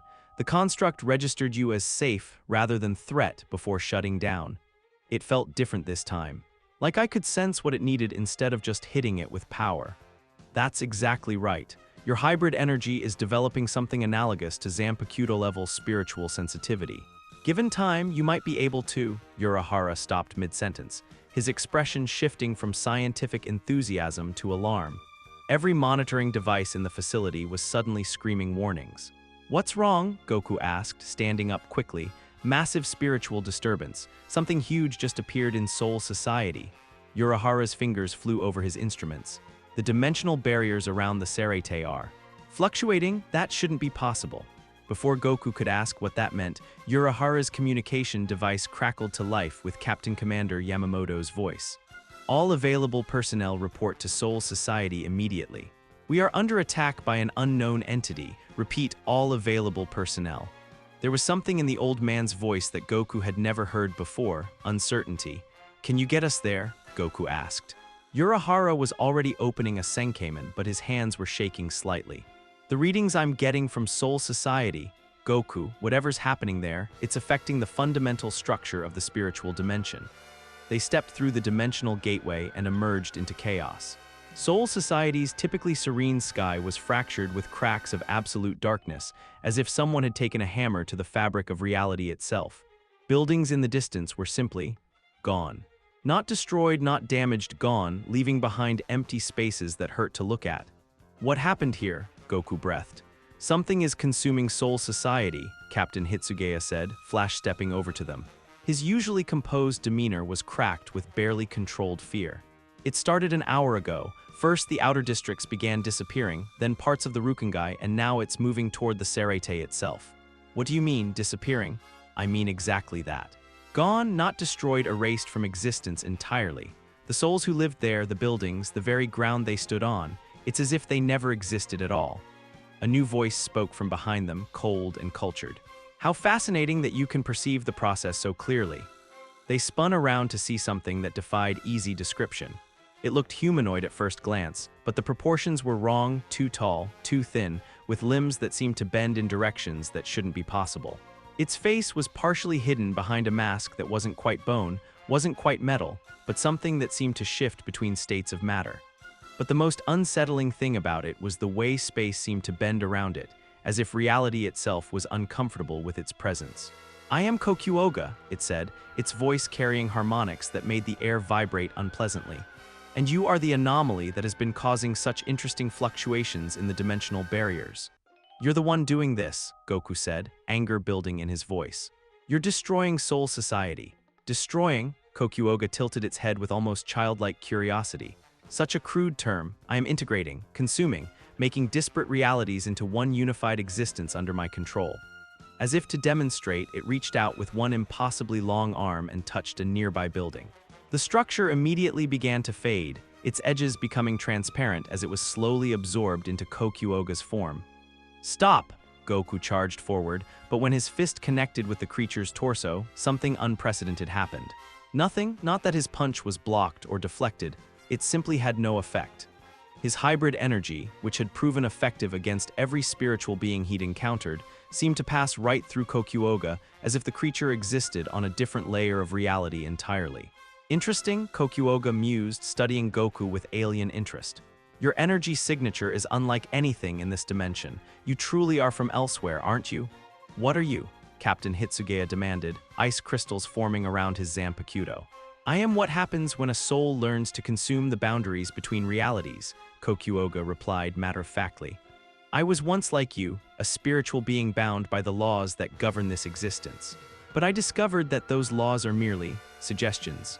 You're a hollow, Goku realized with horror. I was, long ago, but I have transcended such crude classifications. I am Vasto Lord that learned to devour not just souls, but the very fabric of existence they inhabit. Captain Hitsugaya attacked without further warning, his ice-based Zanpakuto release creating a massive dragon of frozen spiritual energy. The attack struck Kokuoga dead-on and should have frozen the creature solid. Instead, the ice dragon was simply absorbed, drawn into Kokuoga's form like water being sucked down a drain. Spiritual energy, Kokuoga said with satisfaction. So nourishing, and yours has such interesting crystalline properties. I wonder what absorbing a captain's full power would do to my capabilities. It reached toward Hitsugaya, but Goku was there first, placing himself between the captain and the creature. You want power? Try mine. Goku powered up to Super Saiyan, golden energy flaring around him like a miniature sun. But when he threw another punch, enhanced with his hybrid spiritual ki energy, the result was the same, no effect whatsoever. Curious, Kokuoga said, studying Goku like a scientist examining an interesting specimen. Your energy refuses to be absorbed. It's as if it exists on a frequency I cannot access. That's because it doesn't belong to this dimension, Urahara said, arriving with a group of other captains. Goku's ki is fundamentally alien to our reality. It might be the only power here that your absorption ability can't affect. Kokuoga's attention shifted to the newcomers with obvious hunger. Ah, more test subjects. How convenient.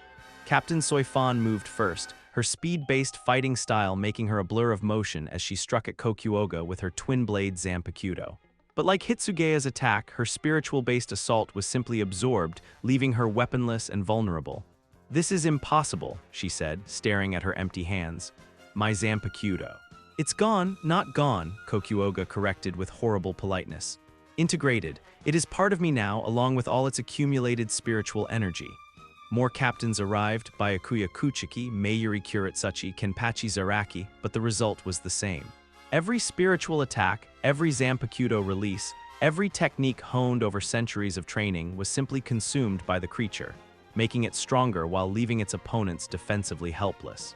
"This cannot continue," Captain Commander Yamamoto said, arriving with his lieutenant. "If this entity can absorb spiritual energy indefinitely, it will eventually consume all of Soul Society." "Not just Soul Society," Kokuoga said with obvious pleasure. "My ultimate goal is the integration of all spiritual realms, Soul Society, Hukomundo, the living world, every dimension where souls exist. Imagine it, one unified reality where death and life, physical and spiritual, all exist in perfect harmony under my guidance." "You mean under your control," Goku said grimly. "Control, guidance, what difference does it make? The end result will be a reality without the artificial divisions that currently separate existence into competing realms. And what happens to everyone's individual identity in this unified reality?" Kokuoga paused, as if the question had never occurred to it. "Identity is an illusion. What matters is existence itself, not the temporary patterns of consciousness that inhabit it." The casual dismissal of billions of individual lives hit Goku like a physical blow. This wasn't just a threat to Soul Society, it was a threat to the very concept of personal existence. "You're wrong," he said quietly. "Identity isn't an illusion, it's the most important thing there is. Every person, every soul, every life has meaning because of who they are, not just what they are." "A philosophical difference," Kokuoga acknowledged. "Perhaps after I integrate your unusual energy signature, I will understand your perspective better." It reached toward Goku again, but this time something different happened. When its absorption field encountered Goku's hybrid energy, instead of passing through harmlessly, there was resistance, like two opposing forces meeting in the middle. "Interesting," both Goku and Kokuoga said simultaneously. "Your energy truly is unique," the creature continued. "It exists partially outside this dimension's rules, which means it can interact with my abilities without being completely dominated by them. Which means I can fight you. It means you can resist me. Whether you can actually defeat me remains to be seen." Around them, more of Soul Society continued to disappear as Kokuoga's mere presence weakened the dimensional barriers. Entire districts were fading like old photographs, taking with them centuries of history and thousands of souls. "We have to evacuate the remaining population," Yamamoto decided grimly. "If conventional spiritual attacks cannot affect this entity, then our priority must be preserving lives." "No," Goku said firmly. "Running won't solve this. If Kokuoga can absorb dimensions themselves, nowhere will be safe eventually. We have to stop it here."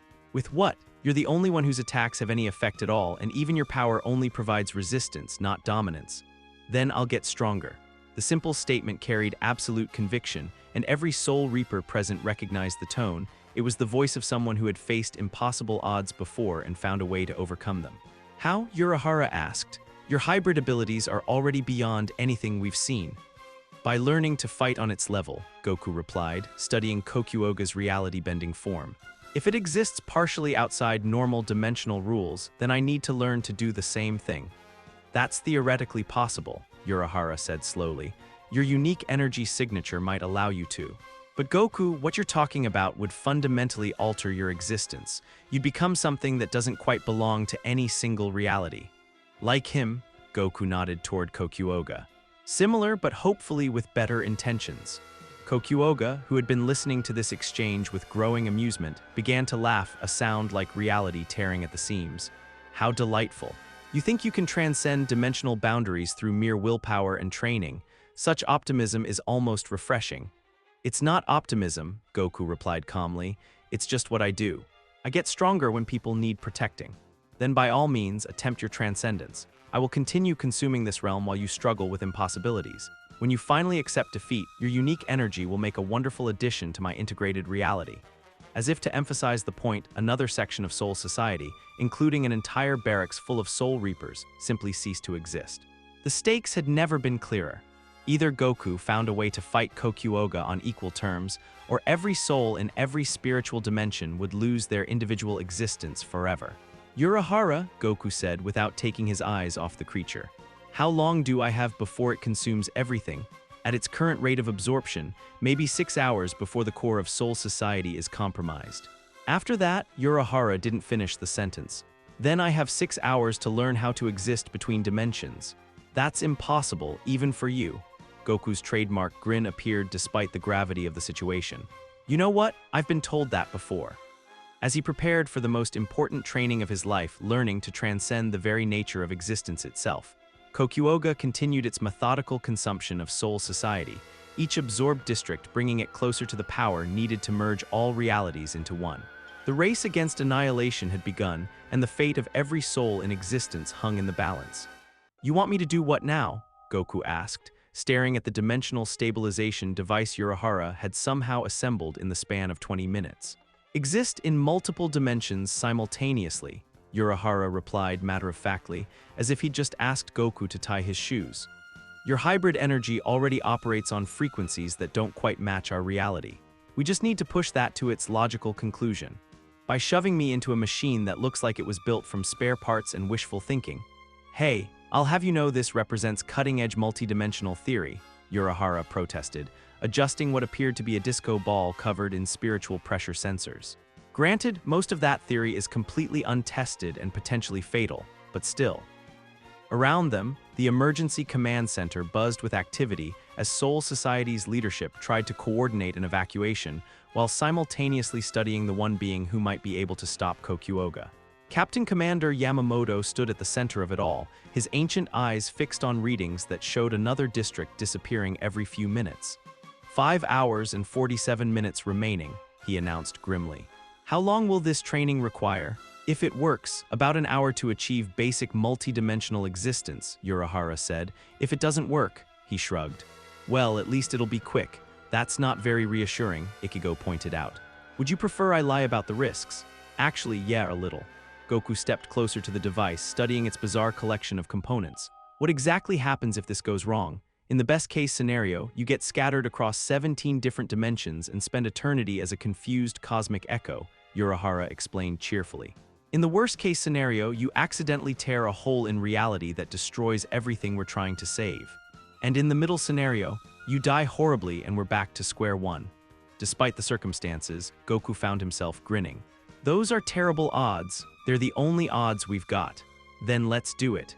Before he could step into the device, a new voice spoke from the shadows of the command center. Perhaps there is another way. Every Soul Reaper in the room tensed as a figure emerged from what should have been empty air, tall, pale, with long black hair and a hole where his heart should be.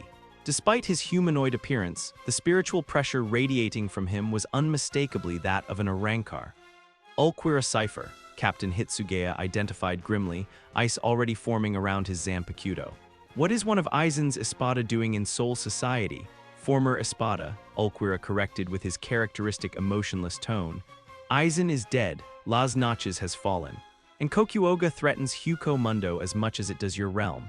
Aizen is dead, Rukia asked in shock. Consumed, along with most of the other Espada and a significant portion of Huko Mundo itself. Ulquiorra's green eyes fixed on Goku with intense interest. The creature you call Kokuoga began its conquest there. We learned, too late, that conventional spiritual attacks only feed its power. Why should we trust anything you tell us? Byakuya Kuchiki demanded, his hand moving to his Zanpakuto. Because, Ulquiorra replied simply, I wish to continue existing as myself, rather than being absorbed into that thing's unified reality. The pragmatic honesty of the statement gave everyone pause. You said there might be another way, Goku said, stepping forward despite the obvious tension. Another way to do what? To achieve multi-dimensional existence without risking your complete destruction. Ulquiorra studied the device Urahara had constructed. This machine attempts to force your consciousness to exist across multiple realities simultaneously, but there is a more organic approach, which is learn from those who have already transcended normal dimensional boundaries. Myself and the few surviving Arrancar have experience existing between the living world, soul society, and Huko Mundo. We could teach you to extend your presence across realities gradually, safely. Teach him how, Yamamoto demanded. The same way we learned, by visiting each realm and allowing his spiritual essence to adapt to their unique properties, by understanding not just the differences between dimensions, but the connections. Urahara was already running calculations on his portable device. That could actually work. Goku's hybrid energy might be uniquely suited to this kind of adaptive multidimensional training. How long would it take? Goku asked. Weeks under normal circumstances, Ulquiorra replied. But your energy signature suggests unusual adaptability. Perhaps hours, if you can withstand the strain. Another district disappeared from Soul Society's outer rim, taking with it several hundred souls who simply ceased to exist. We don't have weeks, Yamamoto said grimly. We barely have hours. Then we attempt the accelerated approach, Ulquiorra decided.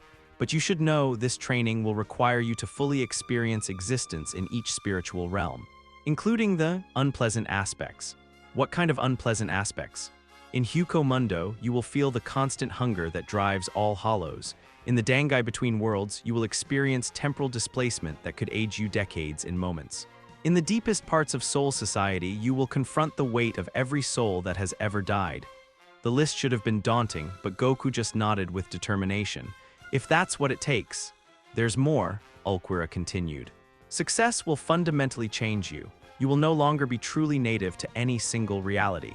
You will exist between all of them, belonging fully to none. The implications of that hit harder than the physical dangers. Goku would be able to return to his own dimension, but he'd never truly belong there again or anywhere else. You mean I'd be alone? Not alone, but apart, able to interact with any reality, but never again fully part of one. Goku was quiet for a long moment, weighing the choice. Around him, his friends and allies waited for his decision, knowing that whatever he chose would determine not just the fate of Soul Society, but the nature of his existence for the rest of his life. Goku, Ichigo said quietly, you don't have to do this. Maybe we can find another way. What other way? Everyone else's power just makes Kokuoga stronger. This is the only chance we've got. But if you do this, you can never really go home again. Goku looked around at the command center, at Ichigo, Rukia, Captain Hitsugaya, even at Ulquiorra's emotionless face, and realized something that surprised him. Maybe home isn't just one place, he said finally. Maybe it's anywhere there are people worth protecting. Before anyone could argue further, he stepped toward Ulquiorra. Let's do this. But if I'm going to learn from you, I want to understand something first. What? Why you're really helping? And don't tell me it's just about self-preservation. I've met selfish people before and you don't feel selfish to me. For the first time since his arrival, Ulquiorra's expressionless mask slipped slightly. I have recently learned what it means to have something worth protecting. I would prefer not to lose that understanding to Kokuoga's unified existence. What did you learn to protect? The memory of someone who taught me about the heart. The simple answer carried more weight than any dramatic declaration. Goku nodded, understanding. Then let's go save everyone's hearts. The first stage of training took place in what remained of Huko Mundo. Goku and Ulquiorra traveled there through a Garganta, the dimensional rift that Arrancar used to move between worlds, and emerged into a landscape of endless white sand dunes punctuated by crystalline formations. Or rather, what was left of it. Vast sections of Huko Mundo had been consumed by Kokuoga, leaving behind empty voids that hurt to look at directly. The few surviving hollows moved in desperate packs, their usual territorial behavior abandoned in the face of existential threat. This is what awaits all spiritual realms if Kokuoga succeeds, Ulquiorra said without emotion. Complete integration into its singular vision of reality. It's horrible, Goku said, feeling the constant hunger that pervaded this dimension settling into his consciousness like a low-grade fever. How do you stand living with that feeling all the time? You learn to use it. The hunger becomes drive, purpose, strength. Ulquiorra gestured to a group of Arrancar approaching them, fewer than a dozen survivors from what had once been an army. They have agreed to help with your training. The surviving Arrancar were a mixed group, some former Espada, others who had achieved human-like form through different means. What united them was desperation and a grudging respect for the power Goku represented. "So you're the anomaly," said one, a woman with short white hair and an aggressive spiritual presence. "The one who might be able to fight the devourer." "I'm going to try," Goku replied honestly, "but I'll need your help to understand how spiritual realms connect to each other." What followed was the most intensive training of Goku's life, even by Saiyan standards. The Arrancar taught him to feel the dimensional boundaries as physical sensations, to recognize the unique spiritual frequencies of different realities, and most importantly, to extend his consciousness across multiple realms simultaneously. "Concentrate," Ulquiorra instructed as Goku sat in meditation position, his hybrid energy stretching across dimensional barriers. "Feel how your power exists in Mundo, but also touches soul society, the living world, even realms beyond our normal experience." Goku's awareness expanded, his consciousness existing in multiple places at once. He could feel Ichigo and Rukia back in soul society, working to evacuate civilians. He could sense the spiritual pressure of every remaining Arrancar around him. Most unnervingly, he could perceive Kokuoga's continued consumption of reality, like a slow-moving cancer eating away at existence itself. "I can feel it," he said, his voice carrying harmonics from multiple dimensions. "The connections between worlds, they're like threads, no more like music, different melodies that create harmony together." "Exactly," Ulquiorra confirmed. "And now you must learn to move between those melodies without losing yourself in any single one." The next phase took them to the Dangai, the space between dimensions where time flowed differently and the normal rules of existence were suspended. Here, Goku learned to maintain his identity while experiencing the temporal distortions that could age him centuries in minutes or reduce him to his childhood in seconds. "The key is remembering who you are across all possible states of existence," explained another Arrancar instructor. "Past, present, future, they're all equally real in multidimensional existence." By the time they returned to Soul Society, Goku had changed in ways that went beyond the physical. His energy signature now existed on multiple frequencies simultaneously. His consciousness could perceive reality from several dimensional perspectives at once. And most importantly, he could interact with the spaces between realities where creatures like Kokuoga operated. But the transformation had come at a cost. When Ichigo greeted him upon his return, Goku felt the emotional distance that now existed between them. He could understand Ichigo perfectly, could care about him just as much as before, but there was a barrier now, the barrier of existing in different types of reality. "How do you feel?" Rukia asked, making careful observations of his changed energy patterns. "Different," Goku replied honestly. "Like I'm standing in several rooms at once, talking to you from all of them simultaneously." "Can you fight Kokuoga now?" "I think so. I can perceive the dimensional spaces it operates in, and my energy can interact with the boundaries between realities." "Then we need to move quickly," Captain Commander Yamamoto announced. "While you were training, Kokuoga has begun what it calls the Great Convergence." "What's that?" "It's not just consuming individual dimensions anymore," Urahara explained grimly, his instruments showing readings that defied normal physics. "It's beginning to merge all spiritual realms into a single unified reality. Soul Society, Mundo, the living world, even dimensions we've never mapped, they're all being pulled together into one massive dimensional space. With Kokuoga at the center, controlling everything," Yamamoto added. Goku's newly multi-dimensional perception could feel it happening, the barriers between worlds growing thin, the unique properties of each realm beginning to blend into something homogeneous and controlled. "How long before the convergence is complete?" he asked. "At its current rate, 12 hours, maybe less." "Then we end this now." As Goku prepared for the most important battle of his life, he took a moment to look around at his allies, Soul Reapers and Arrancar working together, former enemies united by the threat of losing their individual existences. "Thank you," he said to Ulquiorra, "for helping me become what I needed to become." "Do not thank me yet," the Arrancar replied. "Survival first, gratitude after." "Fair enough." Goku rose into the air, his multi-dimensional energy creating ripples in reality itself. He could perceive Kokuoga's location now, not in any single dimension, but in the spaces between all of them, orchestrating the convergence from a position outside normal existence. It was time to meet the Devourer on equal terms, in the space between worlds where the fate of all realities would be decided. The final confrontation was about to begin, and for the first time since arriving in this dimension, Goku felt truly ready for what he would face. But as he flew toward the interdimensional space where Kokuoga waited, he couldn't shake the feeling that even with all his new abilities, this battle would require more than power. It would require him to understand something fundamental about the nature of existence itself. Something that even his multidimensional awareness might not be enough to grasp. Goku had seen reality bend before. He'd fought in dimensions where time moved backward, visited afterlives that defied physics, and once watched two universes get erased by a child god with anger management issues. But nothing had prepared him for what was happening to the spiritual realms. The sky above Soul Society was fracturing like broken glass, each crack revealing glimpses of other dimensions bleeding through. Through one fissure, he could see the endless white sands of Huko Mundo. Through another, the familiar blue sky of Earth, but twisted, with buildings floating upside down and gravity operating in impossible directions. The convergence is accelerating, Ulquiorra observed, his emotionless tone not quite hiding his concern. Kokuoga has begun the final phase. How can you tell? Look at your hands. Goku glanced down and nearly did a double take. His hands appeared normal, but when he moved them, he could see afterimages that seemed to exist in different dimensions. One version reaching through Huko Mundo's sand, another grasping at Soul Society's spiritual atmosphere, a third interacting with Earth's physical matter. I'm existing in all three realms simultaneously now. The boundaries are dissolving. Soon there will be no distinction between dimensions, only Kokuoga's unified reality. A sound like the universe screaming echoed across the interdimensional chaos, and suddenly they could see their enemy. Kokuoga had grown massive, its form now stretching across multiple dimensional planes at once.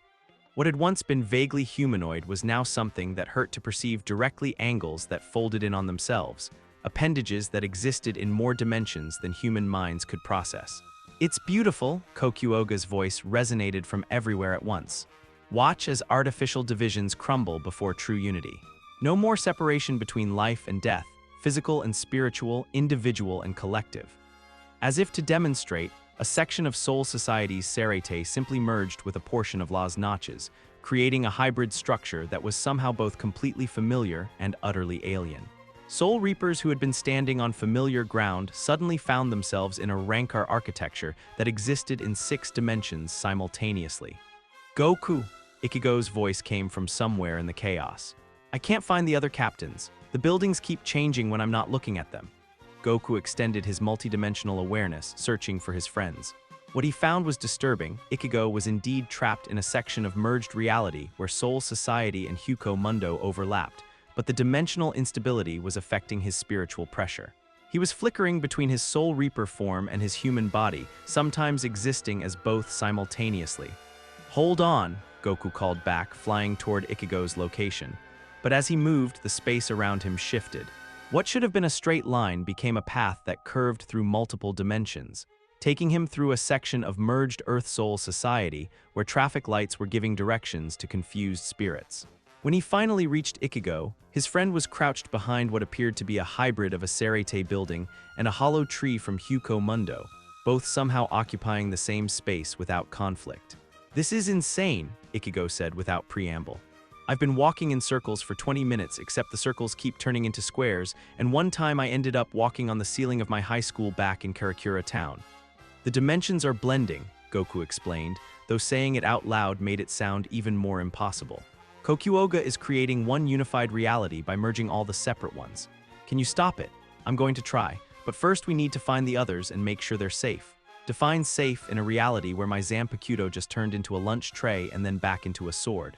Before Goku could answer, a section of the merged dimensional space near them simply vanished, not destroyed, not transformed, gone, leaving behind an absence that made their eyes water when they tried to focus on it. That's not convergence, Goku realized with growing alarm. That's consumption. Kokuoga isn't just merging the dimensions, it's digesting them. Digesting, breaking them down into base spiritual energy for its own use. The convergence is just the first step. Once everything exists in the same unified space, it can absorb all of it at once. The implications hit them both simultaneously. This wasn't about creating a unified reality under Kokuoga's control. This was about destroying all existing realities and replacing them with something that existed solely within Kokuoga itself. We have to warn the others, Ichigo said. I don't think we're going to get the chance. 3 figures emerged from the dimensional chaos around them, but these weren't hollows or a Rancor or any other spiritual being Goku recognized. They looked like Soul Reapers, but wrong somehow, as if someone had tried to recreate them from memory and gotten the proportions slightly off. Captain Yucatake, Ichigo said uncertainly, recognizing one of the figures. The thing that looked like Captain Yucatake smiled, but the expression was empty of any real personality. I am what he was, what he could be, what he should have been. I am his integration into unified existence. You're not him, Goku said flatly. You're what Kokuoga made from consuming him. I am perfected, the false Yucatake replied. Free from the limitations of individual existence, free from the burden of maintaining a separate identity. The other two figures, corrupted versions of Captain Kamamura and Captain Tausen, nodded in unison. Their synchronized movement was deeply unsettling. Where are the real captains? Ichigo demanded. There are no real versions, false Kamamura said with Yucatake's exact same inflection. There is only the unified truth of integrated existence. Goku felt sick. These weren't just copies or illusions. They were what remained after Kokuoga had consumed the original captain's spiritual essence and reformed it according to its own vision of unified reality. I'm going to kill it, he said quietly. You cannot destroy unity, false Tausen said, still speaking in perfect unison with the others. You can only join it. They attacked without warning, but their fighting styles were all wrong, powerful, technically perfect, but lacking any individual personality or adaptation. They fought like they were sharing a single mind, which Goku realized with horror they probably were. Ichigo engaged false Yucatake while Goku took on the other two, but the battle felt hopeless from the start. Not because they were losing. Goku's multi-dimensional abilities and Ichigo's raw determination were more than a match for the consumed captains, but because every victory felt like a defeat. These had been people once. Leaders, protectors, individuals with their own thoughts and feelings and dreams. Now they were just extensions of Kokuoga's will, puppets made from recycled souls. Getsuga Tensho, Ichigo's attack caught false Yucatake across the chest, but instead of being destroyed, the figure simply reformed, its spiritual essence flowing back together like liquid. You cannot unmake unity, it said with that horrible empty smile. Goku tried a different approach. Instead of attacking with destructive force, he reached out with his hybrid spiritual energy, trying to find some trace of the original person within the consumed essence. For a moment, just a moment, Captain Yucatake's real personality flickered through the false one's expression. Help me, he whispered, before the unified mask slammed back into place. They're still in there, Goku said to Ichigo. Somewhere inside what Kokuoga made them into, the real people are still trapped. Can you save them? I don't know, maybe. But first we have to stop the convergence before it consumes everything else. Around them, more sections of merged reality were being digested, leaving behind those terrible empty spaces. Goku's multi-dimensional perception could feel the process accelerating. Kokuoga was no longer bothering with gradual integration. It was moving to active consumption of everything it had managed to merge. We're running out of time, he said. Then stop holding back, Ichigo replied grimly. I can feel you restraining yourself. Whatever you're afraid of doing, do it anyway. Goku looked around at the chaos of merged dimensions, the consumed souls wearing the faces of friends, the accelerating dissolution of everything that existed. Ichigo was right, this wasn't the time for restraint.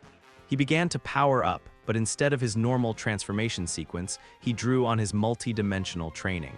Golden Ki mixed with silver spiritual pressure, but also with the eternal hunger of Huko Mundo, the timeless wisdom of soul society, and the vital energy of the living world. His hair turned gold, but shot through with silver streaks that seemed to exist in multiple dimensions simultaneously. His eyes became a kaleidoscope of colors as they reflected light from different spiritual realms. Most dramatically, his spiritual pressure began to resonate across all merged dimensions at once, creating harmonics that made reality itself ring like a struck bell. Spiritual Super Saiyan, he said, the words coming from nowhere and everywhere at once. The consumed captains actually staggered backward, their unified consciousness struggling to process what they were seeing. Impossible, they said in perfect unison. Individual power cannot exceed unified strength. Watch me prove you wrong. Goku moved, and his speed was literally multidimensional. He existed in several locations simultaneously, attacking the false captains from angles that shouldn't have been geometrically possible. His strikes weren't just physical impacts, but dimensional disruptions that forced the consumed essences to remember what they had been before integration. For precious seconds, the real captains emerged from their unified shells. The Sakyoku Hill, Captain Yucatake gasped, his personality reasserting itself. Kokuoga's main form is anchored there, but it exists in the space between all merged dimensions. How do we reach it? Goku asked, maintaining the pressure that kept the captain's individuality intact. The same way we reach anything in merged reality, Captain Kamamura said, his massive form flickering between wolf and human. We stop thinking in terms of single dimensions and start thinking in terms of connections. I don't understand. Everything is connected now, Captain Towson added, his blind eyes somehow seeing more clearly than anyone else's.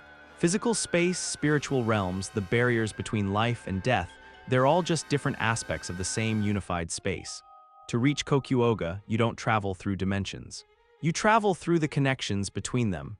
The explanation made a kind of sense that hurt to think about, but Goku's multi-dimensional awareness could grasp the concept.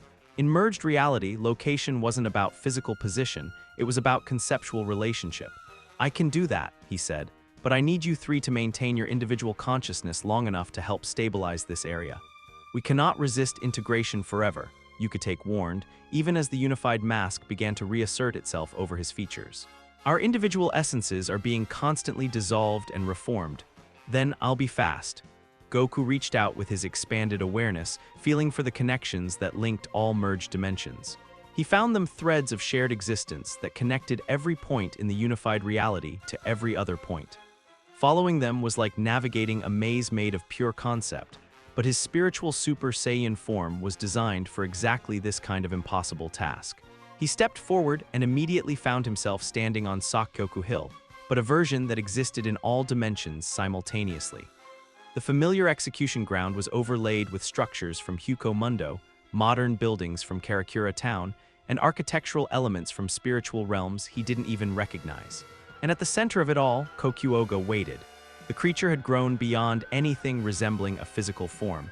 It was now a constantly shifting nexus of consumed dimensions, a living embodiment of forced unity that hurt to perceive with any single set of senses. So, it said, its voice coming from every direction at once, "You have learned to exist as I do. How gratifying. When I integrate your essence, your multidimensional abilities will make my unified reality even more perfect."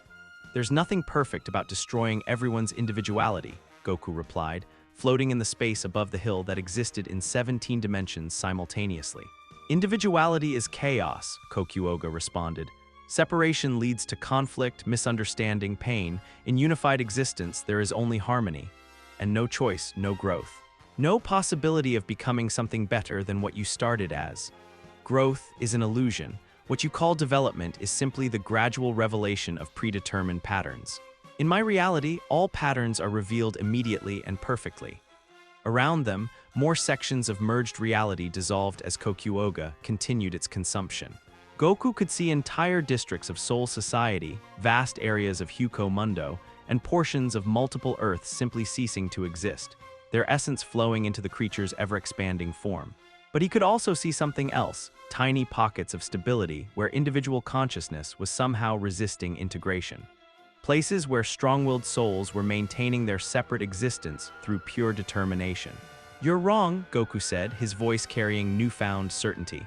"Look around, people are fighting you, not with power but with the simple refusal to stop being themselves. Temporary resistance. All consciousness eventually accepts the superiority of unity." "No," Goku said firmly. "It doesn't, and I'm going to prove it."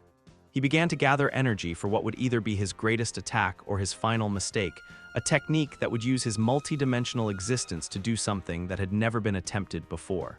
He was going to try to reverse the convergence, not by destroying Kokuoga, but by helping every consumed soul remember what it meant to be individual.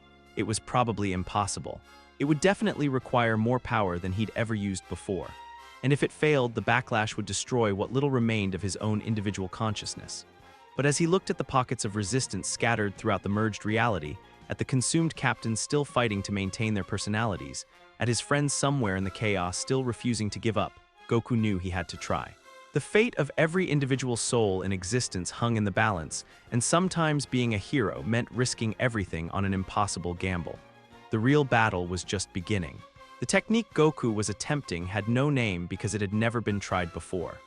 Using his multi-dimensional existence as a conduit, he was going to channel his hybrid energy not as an attack, but as a reminder, something to help every consumed soul remember what it felt like to be individual. "Universal restoration," he whispered, the name coming to him as naturally as breathing.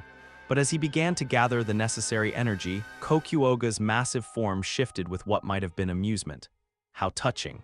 You think you can undo integration through sentiment and willpower. The creature's voice carried harmonics of every soul it had consumed, thousands of voices speaking in perfect, horrible unison. Let me show you the futility of individual resistance. The space around Sakyoku Hill suddenly filled with figures, not the corrupted captains from before, but ordinary souls from throughout the spiritual realms. Goku recognized some of them. The elderly man he'd helped during his first night in Karakura town, several of the plus souls they'd rescued from hollow attacks, even some of the Arankar who had helped with his training. But like the captains, they were wrong. Their faces held no individual expression, their movements were synchronized, and when they spoke, it was with Kokuoga's voice. "We are content," they said in unison. "We no longer struggle with the burden of separate existence. We no longer feel the pain of isolation, the confusion of individual choice, the weight of personal responsibility." "You're not content," Goku said firmly, even as his heart broke at seeing so many familiar faces twisted into emptiness. "You're erased, there's a difference." "Is there? What is individual consciousness but a collection of memories, desires, and fears? I have preserved the memories while eliminating the suffering that comes with maintaining separate identity." To demonstrate, one of the consumed souls the elderly Professor Goku had purified weeks earlier stepped forward with that same empty smile.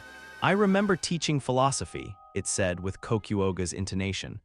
"I remember caring for my students, worrying about their futures, feeling proud of their achievements. But now I experience these memories without the anxiety that once accompanied them. Is this not an improvement?" The question hit harder than any physical attack could have. Was individual consciousness worth preserving if it came with pain, fear, and uncertainty? Was Kokuoga offering a form of peace, even if it came at the cost of personal identity? "You're asking the wrong question," Goku said, his voice carrying newfound clarity. "It's not whether individual existence is worth the pain, it's whether the joy, the growth, the connections we make with others are worth it. Joy is fleeting. Growth is painful, connections lead to loss. And that's what makes them precious." Goku's spiritual pressure flared, his multi-dimensional form becoming more solid as his conviction strengthened. "Every moment of happiness means more because we know it won't last forever. Every friendship is special because we choose to care about each other despite knowing we might lose them. Every achievement matters because we had to struggle for it." Around him, some of the consumed souls flickered, their empty expressions wavering for just an instant as something deeper stirred within their integrated forms. "You don't understand," Kokuoga said, and for the first time its voice carried something other than confident certainty. "I was human once. I remember the agony of individual existence, the loneliness, the fear, the constant struggle against meaninglessness." The admission changed everything. Goku's multi-dimensional perception focused on Kokuoga's core essence, and there, buried beneath layers of consumed spiritual energy, he could sense it, a human soul, twisted and magnified beyond recognition, but still fundamentally human. "What happened to you?" Goku asked quietly. The massive form shuddered, and when Kokuoga spoke again, its voice was smaller, more personal. "I was a scientist, a researcher studying the barriers between spiritual dimensions. My wife. My daughter, they died in an accident while I was working late in my laboratory. By the time I found their bodies, their souls had already moved on to soul society." Images formed in the merged dimensional space memories pulled from Kokuoga's consumed essence. A modest home, a loving family, a man obsessed with understanding the nature of existence itself. "I spent years trying to contact them, to find some way to breach the barriers between life and death. I experimented on myself, pushed my spiritual essence beyond normal human limits, consumed the boundary between dimensions. And lost yourself in the process," Goku said with understanding. "No, I found myself. I transcended the limitations that kept me separated from them, but when I finally reached soul society," Kokuoga's form writhed with remembered pain. "They were gone. Not just dead, they had been reincarnated, their souls recycled into new lives with no memory of who they had been." The tragedy hit Goku like a physical blow.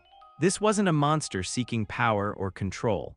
This was a broken soul trying to prevent the ultimate loss of identity that came with the cycle of spiritual existence.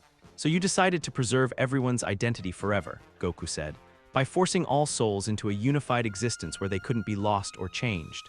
I decided to create a reality where no one would ever have to experience the agony of losing someone they love to the meaningless cycles of existence and rebirth. But that's not preserving them. Goku replied gently. That's turning them into echoes of themselves. Your wife and daughter, they chose to move on to become new people, to experience new forms of existence. That was their choice. Choice, Kokuoga's voice turned bitter. Choice is what leads to separation, to loss, to pain. In unified existence, there is no choice because there is no need for choice. Everything simply is. And nothing grows, nothing changes. Nothing new is ever created. Around them, the merged dimensional space pulsed with unstable energy as Kokuoga's emotional state affected the reality it was constructing. Buildings from different realms shifted and changed, some dissolving entirely while others reformed in impossible configurations. I can save them, Goku said suddenly, the realization hitting him like lightning.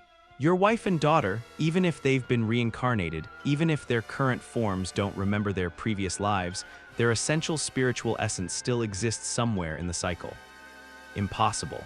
Once a soul is fully reintegrated into the spiritual cycle, its individual identity is lost forever. Not if someone can exist across multiple dimensions simultaneously. Not if someone can perceive the connections between all forms of spiritual existence. Goku's spiritual Super Saiyan form began to evolve again, his golden hair developing streaks of every color in the spectrum as his consciousness expanded to touch every spiritual realm that had ever existed. His voice took on harmonics from dimensions beyond normal perception. I can find them, he said with absolute certainty. I can show you that they still exist, still love you, even if they're not in the forms you remember. But first, you have to stop the convergence. You have to let everyone else return to their individual existence. And if you're wrong, if they truly are lost forever, then I'll help you find a way to accept that loss without destroying everyone else's chance at individual happiness. The offer hung between them in the space above Sakyoku Hill. Around them, the consumed souls watched with empty eyes, their individual consciousness depending on the choice their consumer made. Kokuoga was quiet for a long time, its massive form fluctuating as it wrestled with the possibility that its crusade to prevent loss might be causing even greater suffering. You don't understand, it said finally. Even if I wanted to reverse the convergence, I cannot. The process has gone too far. The dimensional barriers have been too thoroughly dissolved. All I can do now is complete the integration before reality itself collapses from the instability. Then I'll help you reverse it. You, one being, no matter how powerful, cannot undo the merger of entire dimensions. Not one being, Goku corrected, his multi-dimensional awareness picking up spiritual pressure signatures from throughout the chaos. All of us, through the merged reality, he could sense them, Ichigo and the captains, the surviving Arrancar, even ordinary souls who had managed to maintain their individuality through pure stubborn determination. Hundreds, maybe thousands of conscious beings scattered throughout the collapsing dimensional structure. Everyone who's still fighting to be themselves, we can work together to restore the barriers between worlds. Impossible. The energy requirements alone would be manageable if we had someone who could exist in all dimensions simultaneously to coordinate the effort, Goku interrupted. Someone who could serve as a living conduit between all the separate realities. The implications of what he was suggesting slowly dawned on everyone present, including the consumed souls, whose empty expressions began to show flickers of their original personalities. You're talking about anchoring yourself permanently between dimensions, Kokuoga said with something approaching awe.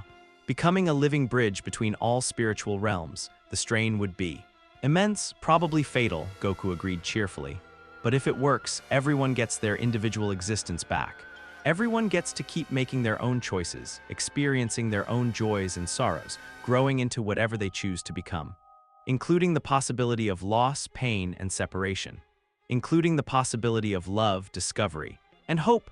Around them, more of the consumed souls began to flicker between their integrated forms and their original personalities, as if the very discussion of individual choice was awakening something within their unified essence.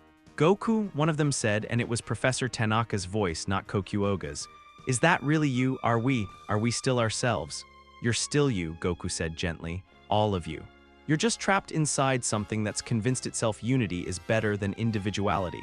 But the pain, another soul whispered. I remember dying, I remember the fear, the confusion, and I remember teaching you that those feelings were just as valid as happiness, Goku replied. That being human, or being any kind of individual consciousness, means experiencing the full spectrum of existence.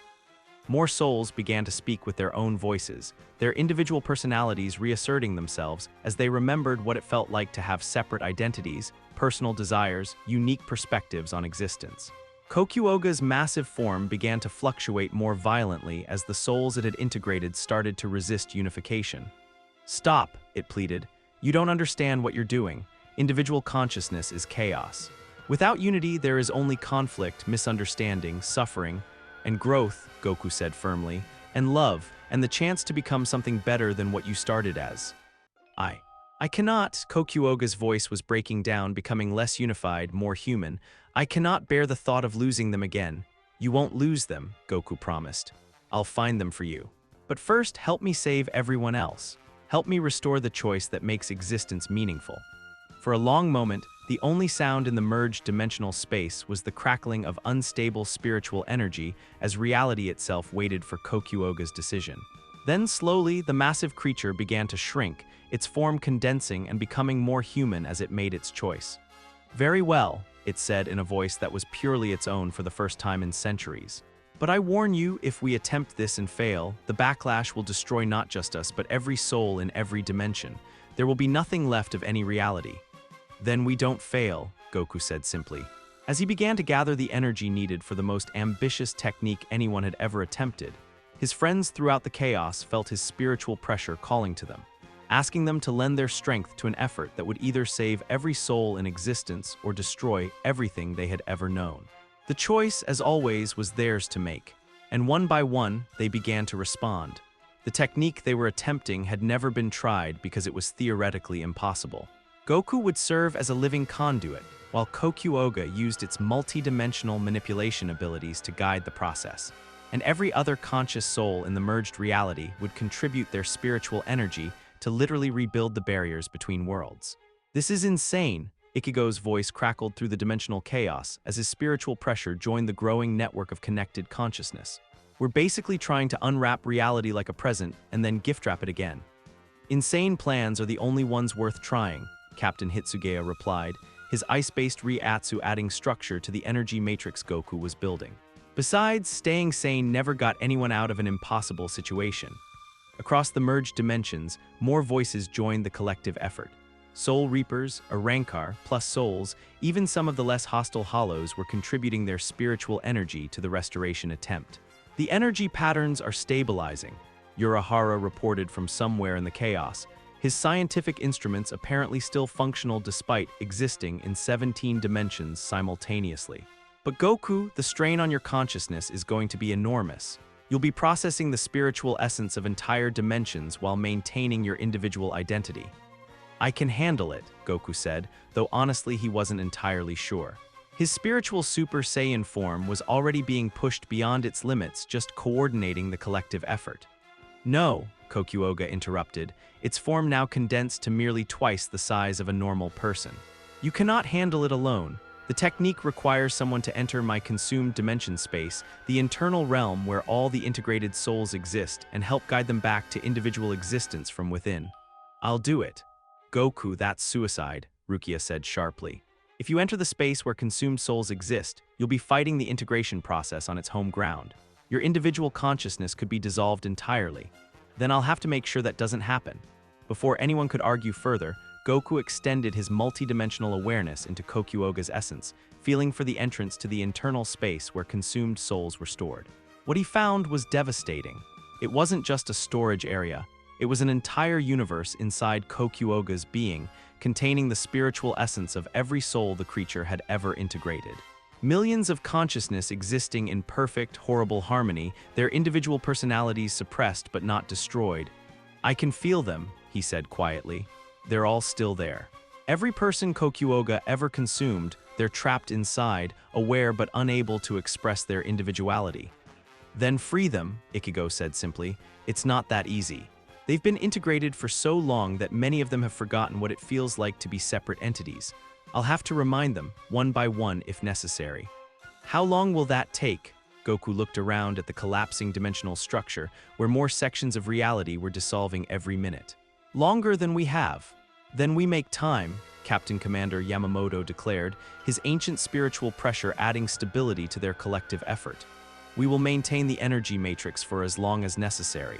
Do what you must. Thank you. Goku turned to Kokuoga, whose increasingly human form was showing signs of strain from fighting its own integration instincts. Are you ready? No. But then, I haven't been ready for anything that's happened since my family died. The creature that had once been a grief-stricken scientist managed a sad smile. Let's save everyone I tried to help by destroying them. Goku nodded and dove into Kokuoga's essence.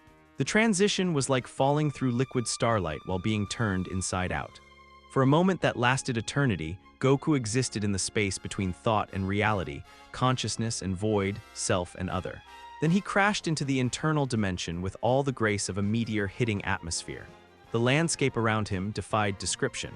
Imagine every afterlife myth humanity had ever conceived, then blend them together while they were still molten and let the result cool into impossible formations. Cities that grew like plants, forests made of crystallized memory, oceans of liquid emotion that reflected not light but hope and despair.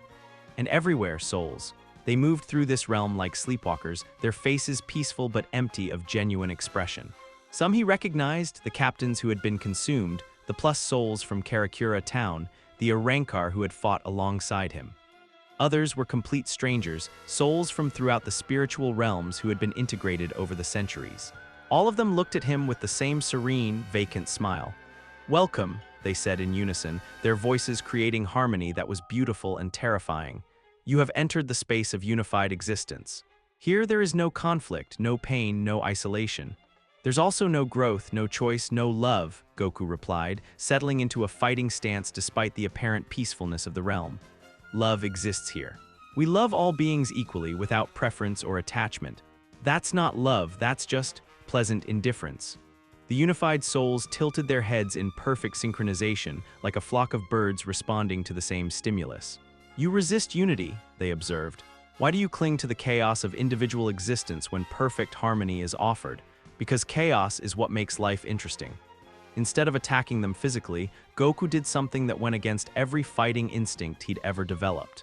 He sat down cross-legged in the center of the unified souls and began to share his memories. Not through words or images, but through raw emotional experience projected through his spiritual energy. He showed them what it felt like to push beyond your limits not because you had to, but because you wanted to see what was possible. He shared the joy of making friends who were completely different from yourself. He let them experience the specific, irreplaceable love he felt for his family, not generic affection for all beings, but the particular warmth that came from knowing Chi-Chi's laugh, Gohan's curiosity, Goten's boundless energy. The effect was immediate and dramatic. Several of the nearest souls stumbled as their unified consciousness encountered emotions that were completely personal, completely individual. I remember being afraid," one whispered Captain Yukate's voice, speaking with his own personality for the first time since his consumption. "I was dying of illness, but I chose to keep fighting because my squad needed me." "I remember anger," another added Captain Kamamura, his massive form flickering between integrated smoothness and his original scarred appearance. "Anger at injustice, at seeing innocent people suffer. It hurt to feel that anger, but it motivated me to become stronger." More souls began to speak with their own voices, their individual personalities reasserting themselves as they remembered what it felt like to have personal desires, private thoughts, unique perspectives on existence. But the process was fighting against centuries of integration. For every soul that remembered individuality, two others seemed to sink deeper into unified consciousness, their personal identities being smoothed away by the realm's harmonizing influence. "You cannot save them all," a familiar voice said behind him. Goku turned to see Kokuoga's original human form, not the monstrous entity that had consumed dimensions, but the grieving scientist who had started this whole catastrophe. He looked exactly like what he was, a middle-aged man broken by loss, his lab coat stained with tears and spiritual energy. "Dr. Yashimura," Goku said, somehow knowing the man's name. "Your real name? I had almost forgotten it myself. When you lose everything that defines you, names become just sounds." The scientist looked around at the realm he had created. "I built this place to preserve everyone I could save from the pain of loss, but I never asked if they wanted to be saved. It's not too late, we can still free them." "How?" "Look around you, millions of souls, integrated so thoroughly that most of them don't even remember what individuality feels like. Even if you could somehow remind each one personally, the energy cost would destroy you long before you finished." Dr. Yashimura was right. Goku could feel the strain already. Each soul he helped remember individuality required a portion of his own spiritual energy, and there were far more consumed souls than he had power to reach. But as he looked around at the peaceful, empty faces, an idea began to form. "I don't need to reach them all individually," he said slowly. "I just need to remind them what it feels like to choose." "What do you mean?" "Every soul here was integrated because they stopped fighting for their individual existence. But that's not because they wanted unity, it's because they forgot they had the option to resist." Goku stood up and began to power up, but not in any way he'd ever tried before. Instead of building energy for an attack, he was building energy for a gift, the gift of remembered choice. His spiritual Super Saiyan form began to evolve again, but this time the change wasn't about increasing power. Golden energy mixed with silver spiritual pressure, which then began incorporating every color in the spectrum as he connected with the essential spiritual frequency of individual choice itself. "Universal liberation," he said, the technique's name coming to him with absolute clarity. The energy that erupted from him wasn't destructive, it was creative, restorative, and above all, personal. It touched every soul in the integrated realm not with force, but with a simple question. What do you choose? The effect was like watching dawn break over a city. Across the impossible landscape of Kokuoga's internal dimension, millions of souls suddenly stopped their synchronized movement as they remembered that they could make decisions for themselves. Some chose to remain in unity, finding genuine peace in the harmonized existence. But others, thousands upon thousands of others, chose to reclaim their individual identities. "I choose to keep worrying about my students," Professor Tanaka said, his academic robes reappearing as his personality reasserted itself. "Even if worry is painful, it means I still care about their future. I choose to feel guilty about my past mistakes," Captain Towson added, his scarred face showing emotions that ranged from regret to determination. "Because that guilt motivates me to do better. I choose to love my friends more than I love random strangers," Rukia declared, her Soul Reaper uniform replacing the unified robes she'd been wearing. "Because specific love is what makes relationships meaningful." One by one, soul by soul, individual consciousness began to reassert itself throughout the realm. Not because Goku forced them to be individuals, but because he gave them back the power to choose what they wanted to be. And in that moment of mass liberation, something unexpected happened. The realm itself began to change. Instead of the harmonized perfection Kokuoga had created, it became something far more chaotic and far more beautiful, a place where different types of consciousness could coexist without being forced into uniformity. "It's working," Dr. Yashimura breathed, staring at the transformation with wonder. "They're choosing their own forms of existence, some individual, some collective, some something entirely new. Because that's what choice means," Goku said, though his voice was becoming strained from the enormous energy expenditure. "The freedom to decide not just what you want to be, but how you want to relate to others." But even as millions of souls reclaimed their right to individual existence, Goku could feel the technique taking its toll. His consciousness was being stretched across every liberated soul, helping them maintain their chosen identity while the realm adapted to accommodate their decisions. He was burning through his spiritual energy at an unsustainable rate, and there were still souls who hadn't made their choice yet, still sections of the realm that remained locked in enforced unity. "I can't hold this much longer," he admitted, his spiritual Super Saiyan form beginning to flicker. "You don't have to," Dr. Yashimura said quietly. "I understand now. You've shown me what I should have done from the beginning." The scientist stepped forward and placed his hand on Goku's shoulder. "Let me help. This is my realm, my responsibility, my chance to make things right." Together, they reached out to the remaining unified souls, offering not forced liberation but genuine choice. Some chose individuality, others chose various forms of collective existence, and a few chose something entirely new, hybrid forms of consciousness that had never existed before. By the time the liberation was complete, both Goku and Dr. Yashimura were exhausted, but the realm around them had become something unprecedented. A space where every form of consciousness could exist according to its own choices. "Now comes the hard part," Goku said, looking around at the millions of souls who were preparing to return to their individual existence in the restored dimensions. "What's harder than liberating every consumed soul in existence?" Goku managed a tired grin. "Rebuilding reality so they have somewhere to go." Outside the internal dimension, in the space where Sakoku Hill existed across multiple realities simultaneously, their friends were still maintaining the energy matrix that would restore the barriers between dimensions. But the strain was showing. Several Soul Reapers had already collapsed from spiritual exhaustion, and even Captain Commander Yamamoto was showing signs of fatigue. Goku's energy signature is fluctuating, Urahara reported with concern. Whatever he's doing in there, it's pushing him beyond his limits. Then we push beyond ours too, Ichigo said firmly, pouring more of his spiritual pressure into the collective effort. He's not doing this alone. Around the merged dimensional space, every conscious being who had answered Goku's call continued to pour their energy into the restoration matrix, united not by forced integration, but by their own choice to help save everyone's right to individual existence.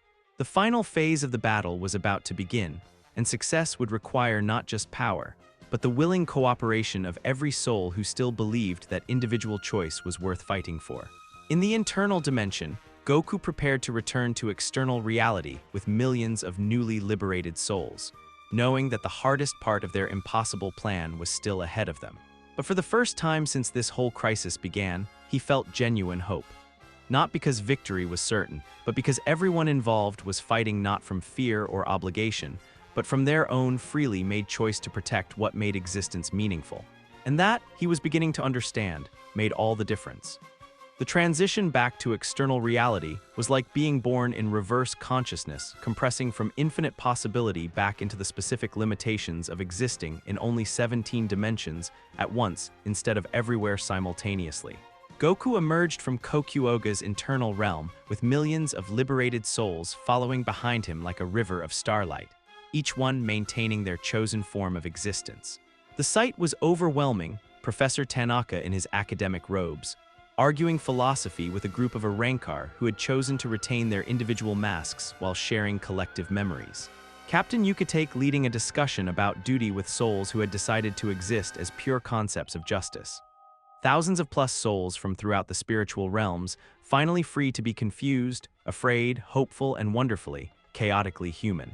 Status report, Goku called to his allies, his voice hoarse from the strain of maintaining the universal liberation technique. Not good, Urahara replied grimly, his instruments sparking as they tried to process readings from 17 dimensions simultaneously. The energy matrix is holding, but barely. We've got maybe 30 minutes before dimensional fatigue causes a cascade failure that'll destroy everything anyway. 30 minutes to rebuild reality, Ichigo said with the kind of exhausted humor that came from facing impossible odds for too long. No pressure. Around them, the merged dimensional space continued its chaotic collapse. Buildings from Soul Society were fusing with Huko Mundo's crystalline formations, while sections of modern Earth phased in and out of existence at random. The laws of physics had given up entirely and gone home, but the real problem was Dr. Yashimura. Kokuoga's original human form was standing at the center of the chaos, his body flickering between the grieving scientist he'd once been and the dimensional entity he'd become. The internal liberation had restored his humanity, but his essence was still fundamentally tied to the convergence process. I can feel it, he said quietly, studying his hands as they shifted between flesh and living dimensional energy. The dimensions want to separate, but they can't while my existence continues to bridge them. Then we find another way to maintain the separation, Goku said firmly. I'm not letting you die after everything you've been through. You don't understand. Dr. Yashimura looked around at the millions of liberated souls, all of them existing in perfect individual chaos. My essence has been distributed across every consumed soul for centuries. To fully restore the dimensional barriers, that essence needs to be redistributed. Redistributed how? Rukia asked, though her expression suggested she already suspected the answer. Return to the spiritual cycle. Spread across all the liberated souls so they can exist independently while maintaining the connections between dimensions that prevent future convergence. The implications hit everyone simultaneously. Dr. Yashimura wasn't just talking about dying. He was talking about having his individual consciousness dissolved across millions of other beings, ensuring they could maintain their independence while keeping the dimensional structure stable. That's not redistribution, Goku said flatly. That's erasure. It's completion, Dr. Yashimura corrected gently. I started this catastrophe because I couldn't accept the natural cycle of spiritual existence. The only way to truly fix it is to accept my place in that cycle. No, Goku's spiritual pressure flared, his spiritual Super Saiyan form stabilizing despite his exhaustion. There has to be another way. We can find a technique that maintains dimensional stability without requiring your sacrifice. What other way? Dr. Yoshimura asked with genuine curiosity. I've studied dimensional theory for longer than most civilizations have existed. The mathematics are absolute. Either my consciousness is distributed to maintain stability, or the barriers collapse and we end up back where we started. Before Goku could argue further, another section of merged reality collapsed, this one taking with it what appeared to be an entire district of Soul Society merged with a shopping mall from modern Tokyo. The absurd image of Soul Reapers doing paperwork in a food court would have been funny if it wasn't accompanied by the screams of souls being torn apart by dimensional instability. We're running out of time, Captain Commander Yamamoto announced grimly. Whatever solution we choose, it must be implemented immediately. Goku looked around at the chaos, at his friends maintaining the energy matrix through sheer determination, at the millions of liberated souls who were finally free to be themselves, at Dr. Yoshimura, whose sacrifice could save them all. Then he made a decision that surprised everyone, including himself. What if we do both? Both what? Ichigo asked. Distribute Dr. Yoshimura's essence across the liberated souls like he suggested, but do it in a way that preserves his consciousness instead of erasing it. That's impossible, Urahara said immediately. You can't maintain individual identity while fragmenting consciousness across millions of separate beings. Unless, Goku said slowly, the idea crystallizing as he spoke, you create a new type of existence. Something that's individual and collective simultaneously. Dr. Yoshimura's eyes widened with understanding. A distributed consciousness. I would exist as myself, but also as a part of every liberated soul. Individual identity maintained through collective existence. Exactly. You'd be yourself, but you'd also be connected to everyone you helped free. They'd maintain their independence, but they'd also carry a small part of your essence that would keep the dimensional barriers stable. The spiritual mathematics could work, Urahara admitted reluctantly. But the energy requirements for that kind of transformation would be enormous, Goku finished, which is why we're going to do it together. He turned to address all the liberated souls floating in the chaos around them. Everyone who wants to help save the dimensions, I need you to trust me one more time. Dr. Yoshimura is going to become part of all of us, and in return, we're going to help him become more than any individual consciousness has ever been. What exactly are you asking them to do? Rukia asked. I'm asking them to choose, Goku replied simply. To choose to carry a piece of someone else's soul not because they have to, but because they want to help maintain the freedom we just fought to restore. The response was immediate and overwhelming. Millions of voices, each one distinct and individual, spoke in harmony not because they were forced to, but because they had chosen to. Yes, the word echoed across 17 dimensions as every liberated soul offered a portion of their restored spiritual energy to the technique Goku was preparing to attempt. Universal Kamehameha, he said, the name coming to him with absolute certainty. This wasn't like any energy attack he'd ever performed. Instead of destruction, he was channeling creation, the combined spiritual pressure of millions of individual souls unified by their shared choice to preserve freedom and individuality. But as he gathered the energy, Dr. Yoshimura stepped forward. Wait, the scientist said quietly. Before we do this, there's something I need to tell you. My wife and daughter, I can feel them now in the spiritual cycle. They're alive, reincarnated as new souls with their own individual identities. Do you want to see them? Goku asked gently. Yes, but not as they are now. I want to see them as they were one last time before I become something new. Goku extended his multi-dimensional awareness, feeling for the spiritual signatures that matched Dr. Yoshimura's memories. It took several moments, but finally he found them two souls living new lives in Soul Society, completely unaware of their previous existence. With infinite care, he used his hybrid energy to temporarily awaken their previous memories, just long enough for a final goodbye. Two figures materialized in the chaos, a woman with kind eyes and a little girl with her father's curious expression. They looked around in confusion for a moment, then their eyes found Dr. Yoshimura. Hiroshi, the woman said wonderingly, but we died, I remember the accident. Papa, the little girl ran to her father, passing right through the dimensional instability as if it didn't exist.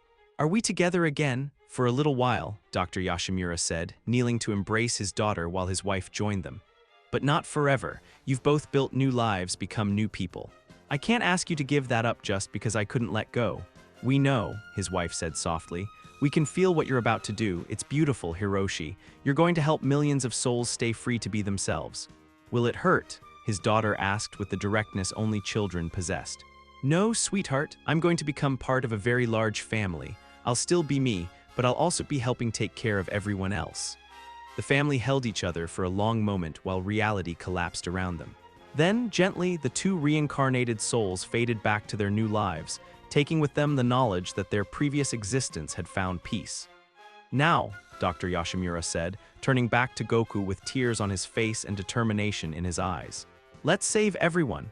The universal Kamehameha that erupted from Goku's hands was unlike anything that had ever existed. It wasn't energy in any conventional sense. It was pure choice, pure will, pure love given form and direction. The beam engulfed Dr. Yashimura, but instead of destroying him, it began the most complex spiritual transformation ever attempted.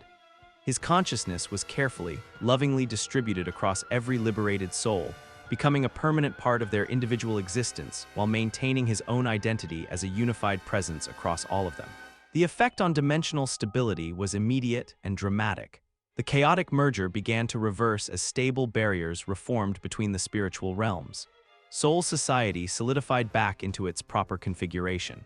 Huko Mundo separated cleanly from the other dimensions while maintaining connection points that would prevent future isolation. The living world resumed its normal existence, with only a few confused reports of really weird dreams to mark the entire catastrophe.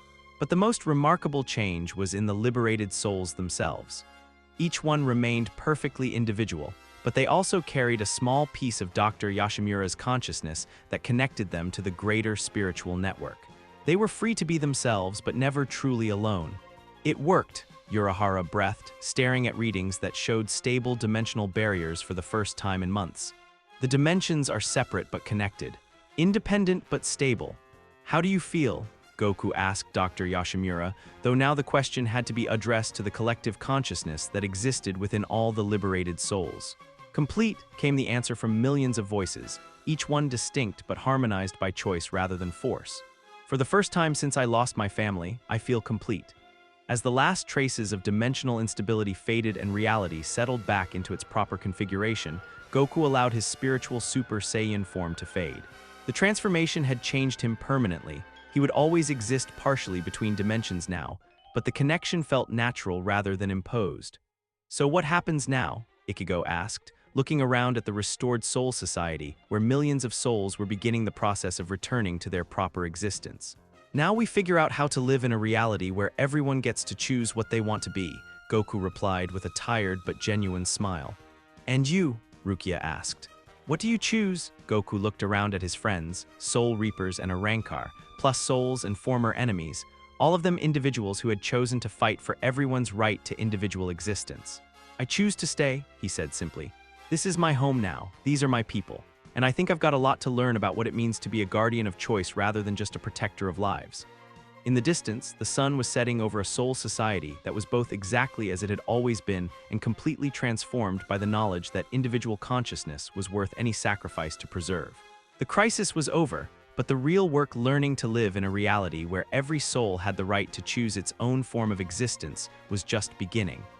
And for the first time since falling through a dimensional rift, Goku felt like he was exactly where he belonged. The reconstruction of Soul Society took 3 weeks, though reconstruction wasn't quite the right word for what was happening. The buildings and districts that had been consumed during the convergence were being rebuilt, yes, but the deeper changes were more fundamental and far more interesting. Goku stood on the roof of the rebuilt 10th Division barracks, watching a group of Soul Reapers practice a new training technique that combined traditional Zanpakuto work with key manipulation principles.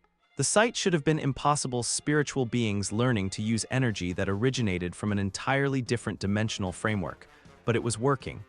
The adaptation rate is remarkable, Captain Hitsugaya observed, joining him on the rooftop. 3 weeks ago, none of our people could even perceive ki energy. Now half the academy students are incorporating it into their combat training.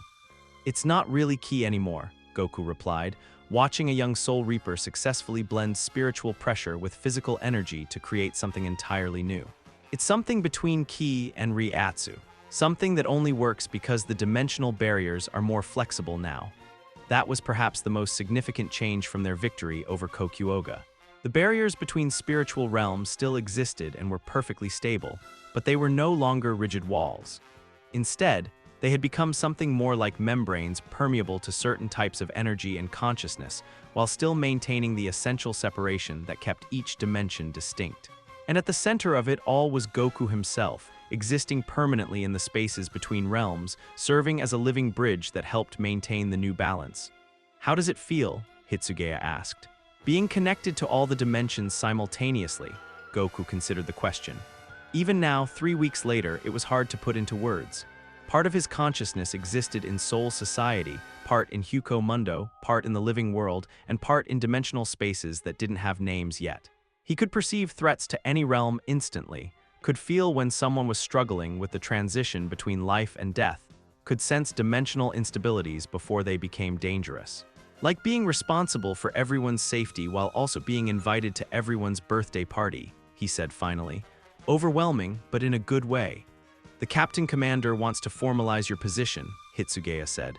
"Create an official title, establish protocols for your duties, integrate your role into Soul Society's command structure."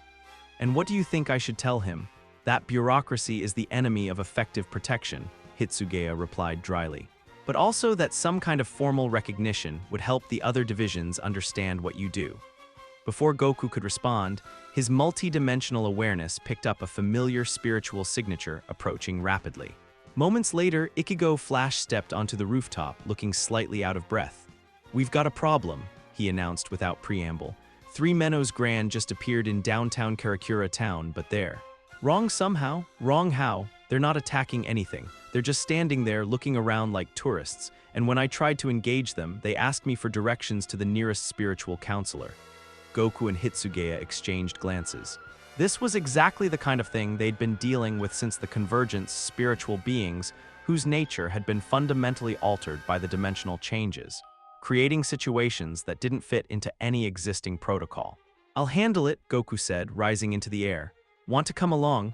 "Obviously," Ichigo replied. "These weird cases are the most interesting part of my job now." As they traveled through the dimensional gateway Goku opened between Soul Society and Karakura town, Hitsugaya found himself reflecting on how much had changed. Before Goku's arrival, his duties had been straightforward: maintain order in his division, eliminate hollow threats, file reports with the Captain Commander.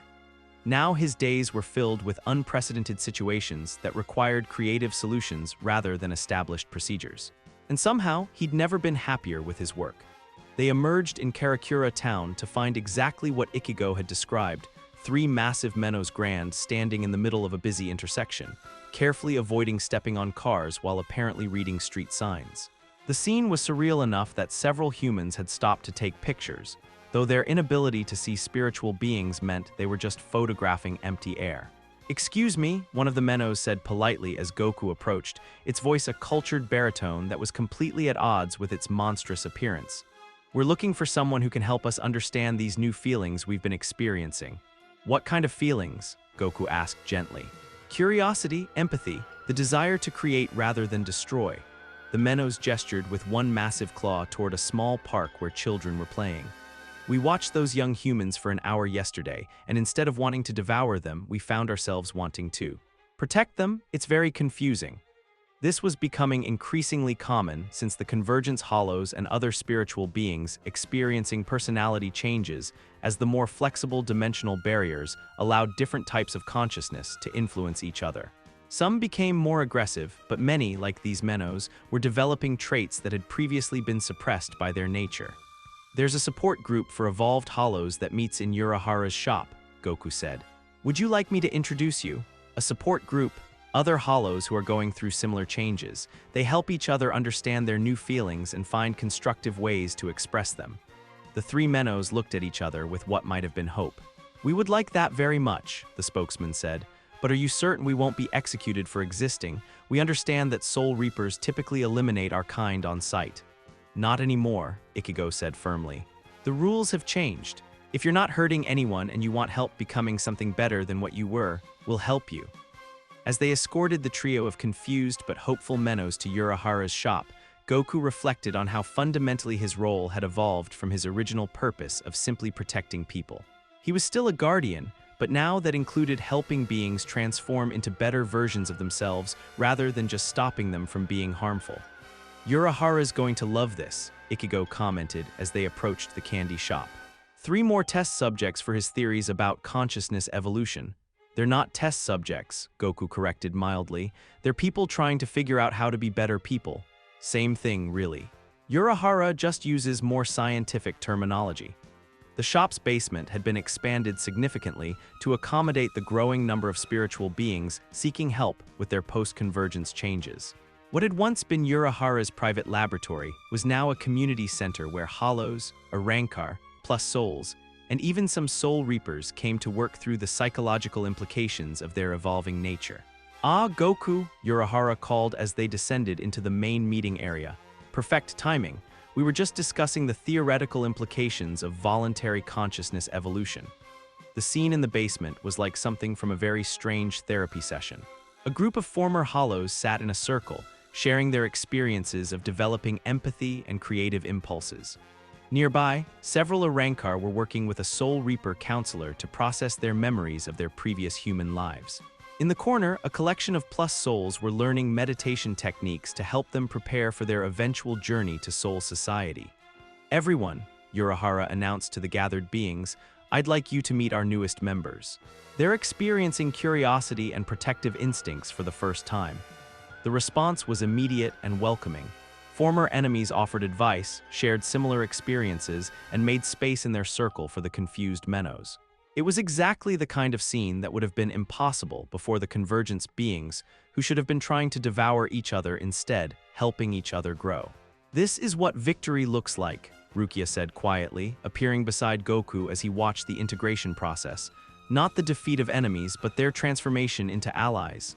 "It's better than I hoped for," Goku admitted. "When I first learned about hollows, I thought the only solution was to purify them back to their original human state. But this is them choosing to become something new while keeping the best parts of what they were. The distributed consciousness from Dr. Yashimura helps," Rukia observed. "Every liberated soul carries a piece of his desire to protect and preserve individual choice. It's like having a tiny voice of conscience built into their spiritual essence." Indeed, that was perhaps the most remarkable aspect of their victory's aftermath. The millions of souls who carried fragments of Dr. Yashimura's consciousness weren't controlled by it, but they were influenced toward protecting individual freedom and helping others grow into their best selves. It was like having an immune system against forced unity built into the very fabric of spiritual existence. "Goku," Captain Commander Yamamoto's voice came from the shop's entrance above them. "Your presence is requested for an urgent matter." They found the ancient Soul Reaper standing in Urahara's candy shop, his expression more serious than usual. "What's the situation?" Goku asked. "We've detected dimensional instabilities in a previously unknown spiritual realm," Yamamoto explained. "Something is attempting to break through the barriers into our connected dimensions, but the energy signature is unlike anything in our records. Another Kokuoga, unknown. But given your unique role as guardian between dimensions, your assessment is required." Goku nodded and extended his multi-dimensional awareness, feeling for the disturbance Yamamoto described. What he found was odd. There was definitely something trying to breach the dimensional barriers, but the energy felt familiar somehow. "It's not hostile," he said after a moment. "It feels more like someone knocking on a door instead of trying to break it down." "Someone from where?" Goku's awareness expanded further, tracing the source of the dimensional disturbance. What he found made his eyes widen with shock and recognition. "It's my Earth," he said quietly. "Someone from my home dimension is trying to make contact." The implications hit everyone simultaneously. Goku had assumed that his transition to multi-dimensional existence had severed his connection to his original reality permanently. But if someone from his home dimension was actively seeking him out, "Can you establish communication?" Yamamoto asked. "I think so, but I'll need help stabilizing the connection." Goku looked around at his friends, Soul Reapers, former Hollows, evolved Arankar, all of them people he'd come to care about in the months since his arrival. "And I'll need all of you to understand that whatever happens, this is still my home. You're still my family." "We know," Ichigo said simply, "but we also know you need to find out who's looking for you." Together, they worked to establish a stable communication link across dimensions. Goku served as the primary conduit, while his friends provided the spiritual energy needed to maintain the connection across the vast conceptual distance between realities. When the link finally stabilized, the voice that came through was one Goku hadn't heard in months but would recognize anywhere. "Goku!" Vegeta's voice crackled with interdimensional static. Where the hell are you? We've been looking for months. The familiar arrogance and concern in his rival's voice hit Goku like a physical blow. Vegeta, how did you find me? Bulma built a dimensional tracker based on your key signature. Do you have any idea how worried everyone's been?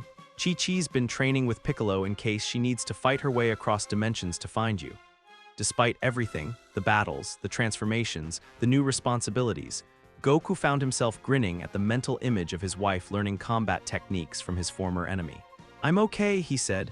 More than okay, actually. I found a place where I can help people where I belong. That's... Vegeta paused, and Goku could almost hear him struggling with emotions he didn't like to acknowledge. That's good, Kakarot, but you should know the door between our dimensions is only going to be stable for a few more minutes. If you want to come home, this is your chance. The offer hung in the air between dimensions, carrying with it everything Goku had left behind: his family, his friends, his entire previous life. It was exactly what he'd been hoping for when he first arrived in this reality. And for the first time since the dimensional rift had opened, Goku realized he had a genuine choice to make. Stay in this reality where he'd found a new purpose as guardian between dimensions, or return to his original home where his family was waiting for him. He looked around at the faces watching him: Ichigo, Rukia, Captain Hitsugaya, even Urahara, and the evolved Hollows who had come up from the basement to witness this moment. All of them people who had become precious to him, who had helped him grow into someone he'd never imagined he could become. Vegeta, he said finally, how stable is the dimensional connection? Could people travel between realities if they wanted to? Bulma says it's possible but difficult. Why? Goku's multi-dimensional awareness could feel the truth of it. The connection between realities was tenuous but real, maintained by his own existence spanning both dimensions. With effort and the right technology, it could be strengthened, made permanent. Because I think I've found a way to have both homes, he said with growing excitement. To be a guardian here and a husband and father there. To protect multiple realities and stay connected to everyone I care about. You're talking about existing in two dimensions permanently, Yamamoto observed. The strain would be enormous. I'm already existing in multiple dimensions, Goku replied. What's one more? As plans began to form for establishing permanent connections between realities, for creating bridges that would allow people to maintain relationships across dimensional barriers, Goku realized that their victory over Kokuoga had been just the beginning. They hadn't just saved individual choice within their reality. They had opened the possibility of choice between realities, of connections that transcended the traditional boundaries of existence itself. So, Ichigo said with a grin, ready to become the guardian of infinite dimensions instead of just this cluster of spiritual realms. Goku's answer was the same one he'd given to every impossible challenge he'd ever faced. Bring it on. The future was going to be more complex, more challenging, and more wonderful than any of them could imagine. And for the first time in his life, Goku felt like he was exactly who he was supposed to be, not just a protector of one world, but a bridge between all worlds, helping every reality stay connected while maintaining their unique identity. The real adventure was just beginning. 6 months after the Convergence Crisis, Goku had developed what Chi-Chi called the most complicated commute in the multiverse. Monday through Wednesday, he served as guardian of dimensional boundaries, maintaining the delicate balance between Soul Society, Huko Mundo, and the living world. Thursday through Saturday, he was back on his original Earth, helping Gohan with his studies, sparring with Vegeta, and trying to explain to Goten why his father sometimes glowed with colors that didn't exist in normal physics. Sundays were family days in both dimensions, which required some creative scheduling. The energy readings are stable, Bulma announced, checking the dimensional stabilizer she'd built in Capsule Corp's newest laboratory. But I still think you're insane for maintaining permanent existence across multiple realities. It's not that different from what I was doing before, Goku said, though he was currently flickering slightly as his consciousness existed simultaneously in West City and Karakura town. Instead of traveling between planets, I'm traveling between dimensions. The difference, Dr. Brief observed from his corner of the lab, is that planets don't require you to exist in 17 different versions of yourself simultaneously. Indeed, Goku's multi-dimensional existence had evolved beyond what anyone had thought possible. His consciousness now maintained permanent residence in his original Earth, the Bleach universe's living world, Soul Society, Huko Mundo, and the spaces between dimensions. Each version was fully him, fully aware, and fully capable of independent action while remaining connected to the whole. It should have been impossible, But as Goku had learned over the past few months, impossible was just another word for something no one had figured out how to do yet. "Dad's getting weirder," Goten observed with the casual acceptance only children could manage. "Yesterday I saw 3 of him having different conversations at the same time. That's because part of me was talking to you, part was helping Captain Hitsugaya with a training exercise, and part was mediating a dispute between some evolved hollows," Goku explained patiently. "It's called multitasking. It's called giving me a headache," Chi-Chi said, though her tone was fond rather than annoyed. "But if it makes you happy and keeps multiple universes safe, I suppose I can live with having a husband who exists in quantum superposition." The integration hadn't been easy. It had taken months of careful adjustment to learn how to be fully present in each dimension while maintaining his connections to all the others. There had been some spectacular failures along the way, including one memorable incident where he'd accidentally merged his conversation with Piccolo about meditation techniques with his explanation to Urahara about spiritual pressure, resulting in both of them being very confused about Kairi-Atsu fusion meditation for enhanced inner hollow development. But gradually, it had worked. More than worked, it had created something unprecedented. "The cultural exchange has been remarkable," Professor Tanaka observed during one of their regular interdimensional philosophy sessions. The former Ajuchas had become something of an expert on comparative dimensional ethics, having experienced existence as human, hollow, integrated consciousness, and liberated individual. Both realities have been enriched by contact with the other. This was perhaps the most unexpected benefit of the permanent dimensional bridge Goku had become. Ideas, techniques, and perspectives were flowing between realities in ways that enhanced both without compromising their essential nature. Soul Society had adopted modified key training techniques that helped Soul Reapers develop better physical conditioning and energy control. The Godai 13 now included meditation practices derived from Earth's martial arts traditions, and several captains had requested training in what they called dimensional awareness techniques. Meanwhile, Earth's martial artists were beginning to understand concepts like Re-Atsu and spiritual pressure, leading to developments in energy manipulation that would have taken decades to achieve independently. "Master Roshi wants to know if he can visit Soul Society," Yamcha said during one of Goku's Earthside training sessions. "He's convinced there are martial arts techniques there that could revolutionize his turtle hermit style." "I'll ask Captain Commander Yamamoto," Goku replied, dodging a key blast while simultaneously helping Ichigo work through a particularly difficult Zanpakuto technique in another dimension. "But he'll probably want to interview Master Roshi first. Soul Society takes security pretty seriously." "What about the reverse?" Tien asked. "Can Soul Reapers visit our Earth? Some already have." Captain Hitsugaya spent last weekend helping Bulma understand spiritual energy applications in technology. And Rukia has been corresponding with Chi-Chi about something she calls comparative domestic management across dimensions. The thought of his wife and the petite Soul Reaper exchanging homemaking tips across dimensional barriers was both endearing and slightly terrifying. But the most significant change wasn't in the exchange of techniques or knowledge, it was in the expanded understanding of what it meant to protect people. "Your approach to heroism is different from ours," Captain Yucatake observed during one of their joint training sessions. "We focus on maintaining order and balance. You focus on helping individuals grow and overcome their limitations." "Both approaches work," Goku replied, practicing a hybrid technique that combined Kamehameha principles with Kaido spell structures. "But they work better together."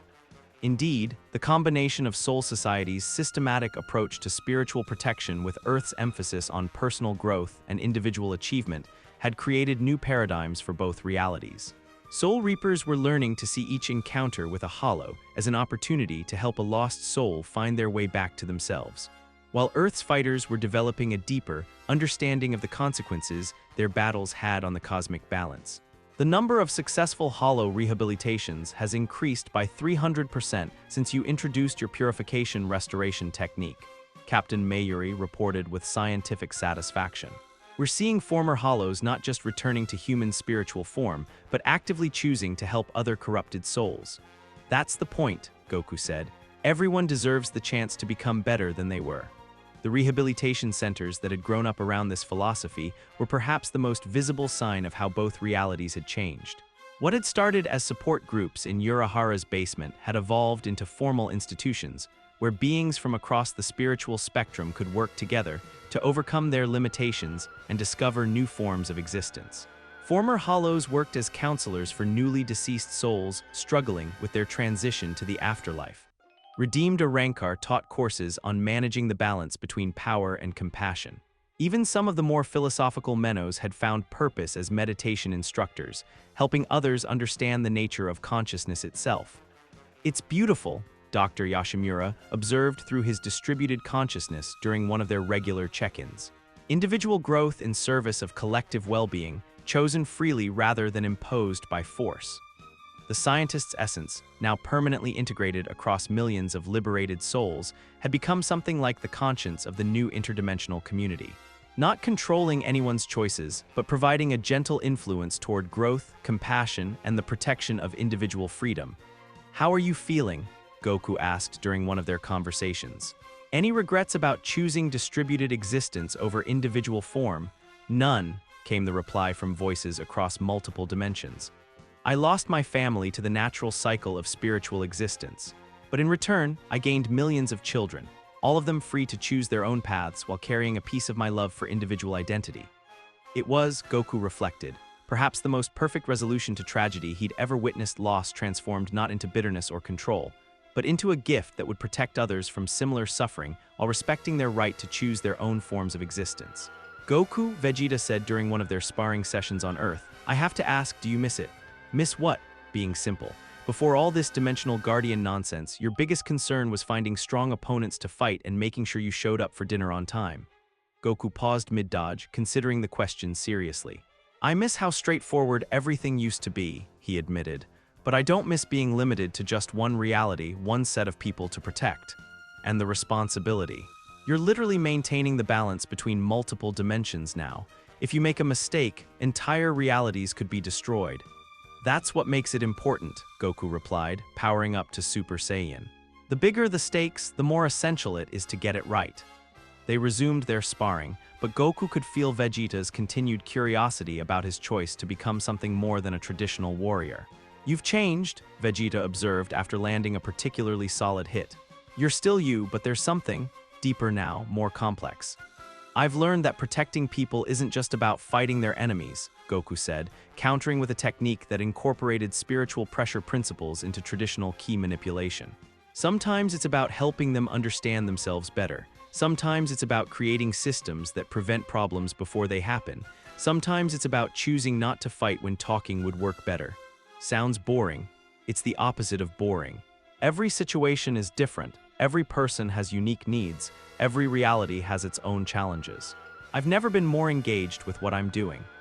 As if to demonstrate, Goku's multidimensional awareness picked up a spiritual disturbance in Karakura town, not a major threat, but a recently deceased soul who was confused about his transition to spiritual existence and starting to develop early-stage hollow symptoms.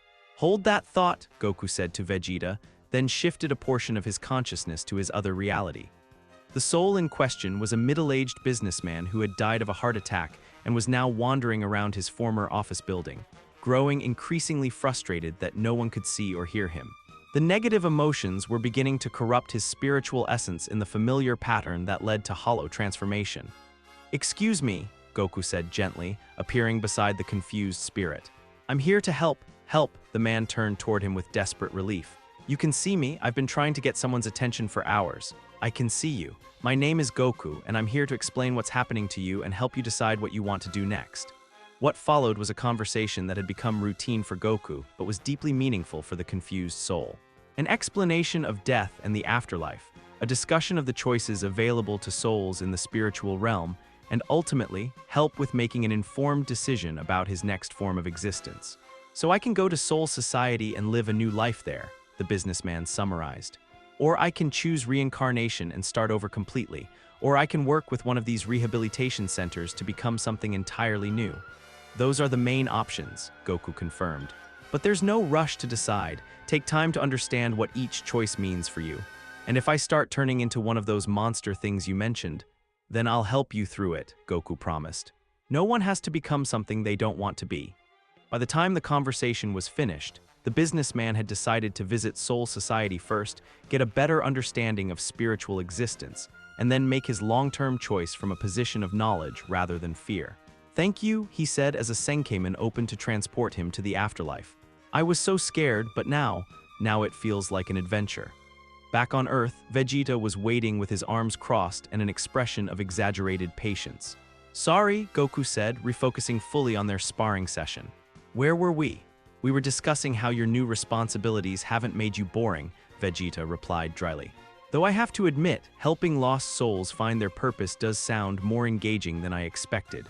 Want to try it sometime? I could use help with some of the more combat-oriented cases. Vegeta's eyes lit up with interest despite himself. Combat-oriented, Hollows who have retained their fighting instincts but want to redirect them toward protecting others instead of consuming souls. They need training partners who can match their strength while helping them develop better control. That might be acceptable, Vegeta said with the kind of careful nonchalance that meant he was definitely interested.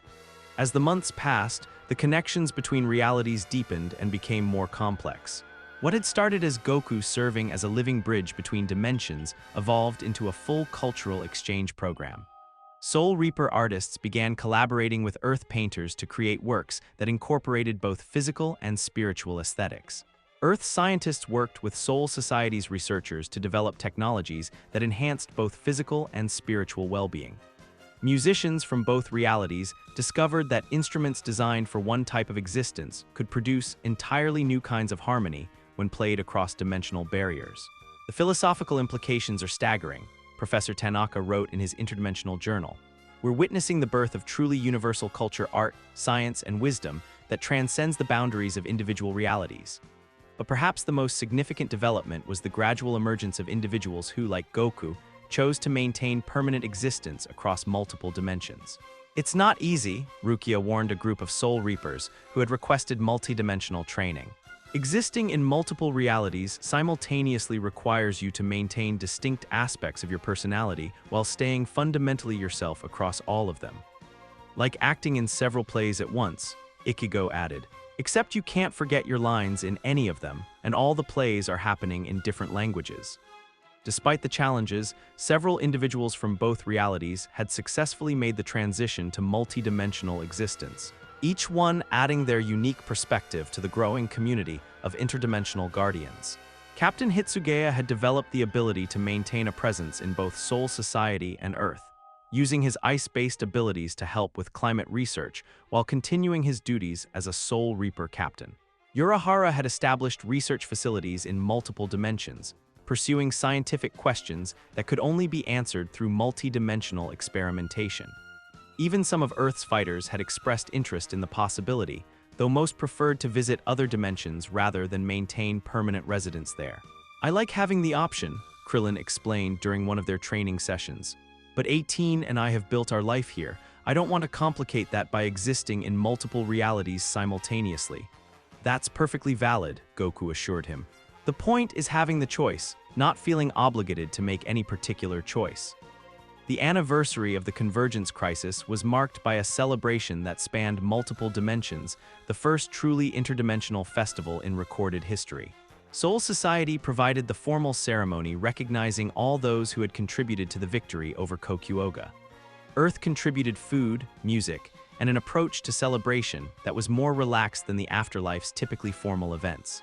The rehabilitated Hollows and Urahara added their unique perspectives on transformation and second chances. 1 year ago, Captain Commander Yamamoto addressed the assembled crowd, we faced the complete destruction of individual consciousness across all realities. Today, we celebrate not just our victory over that threat, but the new forms of existence and connection that victory made possible. The celebration was held simultaneously across multiple locations: Soul Society's Central Plaza, Karakura Town's main park, and various rehabilitation centers throughout the spiritual realms. Goku existed in all locations simultaneously, fully present for each community's unique way of honoring their shared experience. Speech. Someone called from the Soul Society crowd, and the cry was taken up across dimensions. Goku found himself addressing beings across multiple realities simultaneously, his multi-dimensional existence allowing him to speak directly to everyone present regardless of which dimension they were in. A year ago, I fell through a hole in reality and landed in a world I didn't understand, he began. I was just trying to help, the same way I'd always tried to help. But I learned that this reality had different rules, different needs, different ways of approaching the problems of existence. He paused, looking around at the faces watching him, soul reapers and humans, former hollows and a rancor, beings who had chosen individual existence and others who had found new forms of collective consciousness. What I discovered was that helping people isn't just about fighting their enemies or solving their immediate problems. It's about understanding what they need to become the best versions of themselves, and then creating the conditions where that growth is possible. Murmurs of agreement rippled through the crowd across all dimensions. We didn't just defeat Kokuoga, Goku continued. We proved that individual choice and collective well-being don't have to be opposing forces. We showed that different approaches to existence can work together to create something better than any single approach could achieve alone. He gestured broadly, encompassing all the different realities and types of beings present. This community, we've built people from different dimensions, different forms of existence, different approaches to life and death, and everything in between. This is what victory looks like. Not the defeat of our enemies, but their transformation into allies. Not the domination of one approach over others, but the cooperation of all approaches toward common goals. The applause that followed was unlike anything he'd ever experienced, not just sound, but spiritual pressure, key energy, and forms of appreciation that existed across multiple dimensions simultaneously. As the celebration continued into the night, Goku found himself standing with his closest friends from both realities, watching the interdimensional fireworks display that Bulma and Urahara had collaborated on. "So what's next?" Ichigo asked. "Now that you've figured out how to be a multidimensional guardian, saved everyone's individual existence, and established permanent connections between realities, what's your next impossible goal?" Goku grinned, his expression identical across all the dimensions where his consciousness existed. "I was thinking about exploring some of the other realities that have been sending dimensional probes our way," he said. "Apparently word is getting out about our interdimensional community, and there are other universes that want to make contact." "Of course there are," Rukia said with fond exasperation. "Because maintaining balance between 3 spiritual realms and 1 physical Earth wasn't complicated enough. The more realities we connect with, the more perspectives we have on how existence can work," Goku replied enthusiastically. "Think about what we could learn, how many different approaches to life and consciousness and protection and growth we could discover. Think about how many new ways things could go catastrophically wrong," Captain Hitsugaya countered, though he was smiling. "That's what makes it interesting." As the conversation continued, with friends from multiple realities discussing the possibilities and challenges of expanding their interdimensional community even further, Goku felt a deep sense of contentment settle over all aspects of his consciousness. This was what he'd been searching for his entire life without knowing it, not just strong opponents to fight or people to protect, but a purpose that engaged every aspect of his being. The physical challenge of maintaining multidimensional existence, the intellectual puzzle of balancing different realities' needs, the emotional satisfaction of helping individuals grow and thrive, and the spiritual fulfillment of being part of something larger than himself while still maintaining his individual identity. "Dad," Gohan's voice came from Earth, where another aspect of the celebration was still continuing. "Are you happy?" The question was simple, but it touched on something profound. For the first time in his life, Goku was not just content or satisfied or engaged, he was genuinely, completely happy. "Yeah," he said, his voice carrying across multiple dimensions to reach everyone who mattered to him. "I really am." Later that night, as the celebrations wound down and the various communities began returning to their normal routines, Goku took a moment to stand at the boundary between dimensions and simply observe. In Soul Society, Captain Hitsugaya was working late in his office, processing reports from the various rehabilitation centers with the same dedication he'd once applied to combat missions. In Karakura town, Ichigo was walking home with his family, his substitute Soul Reaper badge ready, but unused for the 3rd consecutive week. In West City, his own family was settling in for the night, secure in the knowledge that their husband and father would be there for breakfast, even if part of him was simultaneously attending a pre-dawn training session in another reality. Across all the dimensions he helped protect, souls were making their own choices about what they wanted to become. Some chose traditional paths, reincarnation, Soul Society citizenship, continued human existence. Others explored the new possibilities that had emerged from their victory over forced unity hybrid forms of consciousness, multidimensional existence, entirely new approaches to individual and collective identity. All of them were free to choose, supported in their choices, and connected to a community that valued both individual growth and collective well-being. It was, Goku realized as he prepared to divide his attention between bedtime stories for Goten and a philosophical discussion with reformed hollows, exactly the kind of future worth fighting for. The future was going to bring new challenges, new opportunities for growth, new realities to explore and protect. But whatever came next, they would face it together, not as a unified collective that suppressed individual identity, but as a chosen community of individuals who had decided that everyone's freedom to be themselves was worth protecting. And at the center of it all, existing simultaneously in multiple realities while remaining fundamentally himself, Goku would continue doing what he'd always done, helping people become the best versions of themselves, one impossible challenge at a time. Some things he reflected with a smile that existed across 17 dimensions simultaneously, never changed. And that was exactly the way he liked it. The end. Bro, what a ride! From confused alien to multi-dimensional guardian, Goku really said, I'm gonna protect everyone's individual existence across infinite realities, and actually pulled it off. Which part broke your brain the most? Personally, I lost it when he started existing in like 17 dimensions at once, but still showed up to Goten's bedtime stories. That's peak Goku energy right there. Drop your favorite moments below, smash subscribe if this was your vibe, and let me know what other crossover madness you wanna see. Catch you later, legends.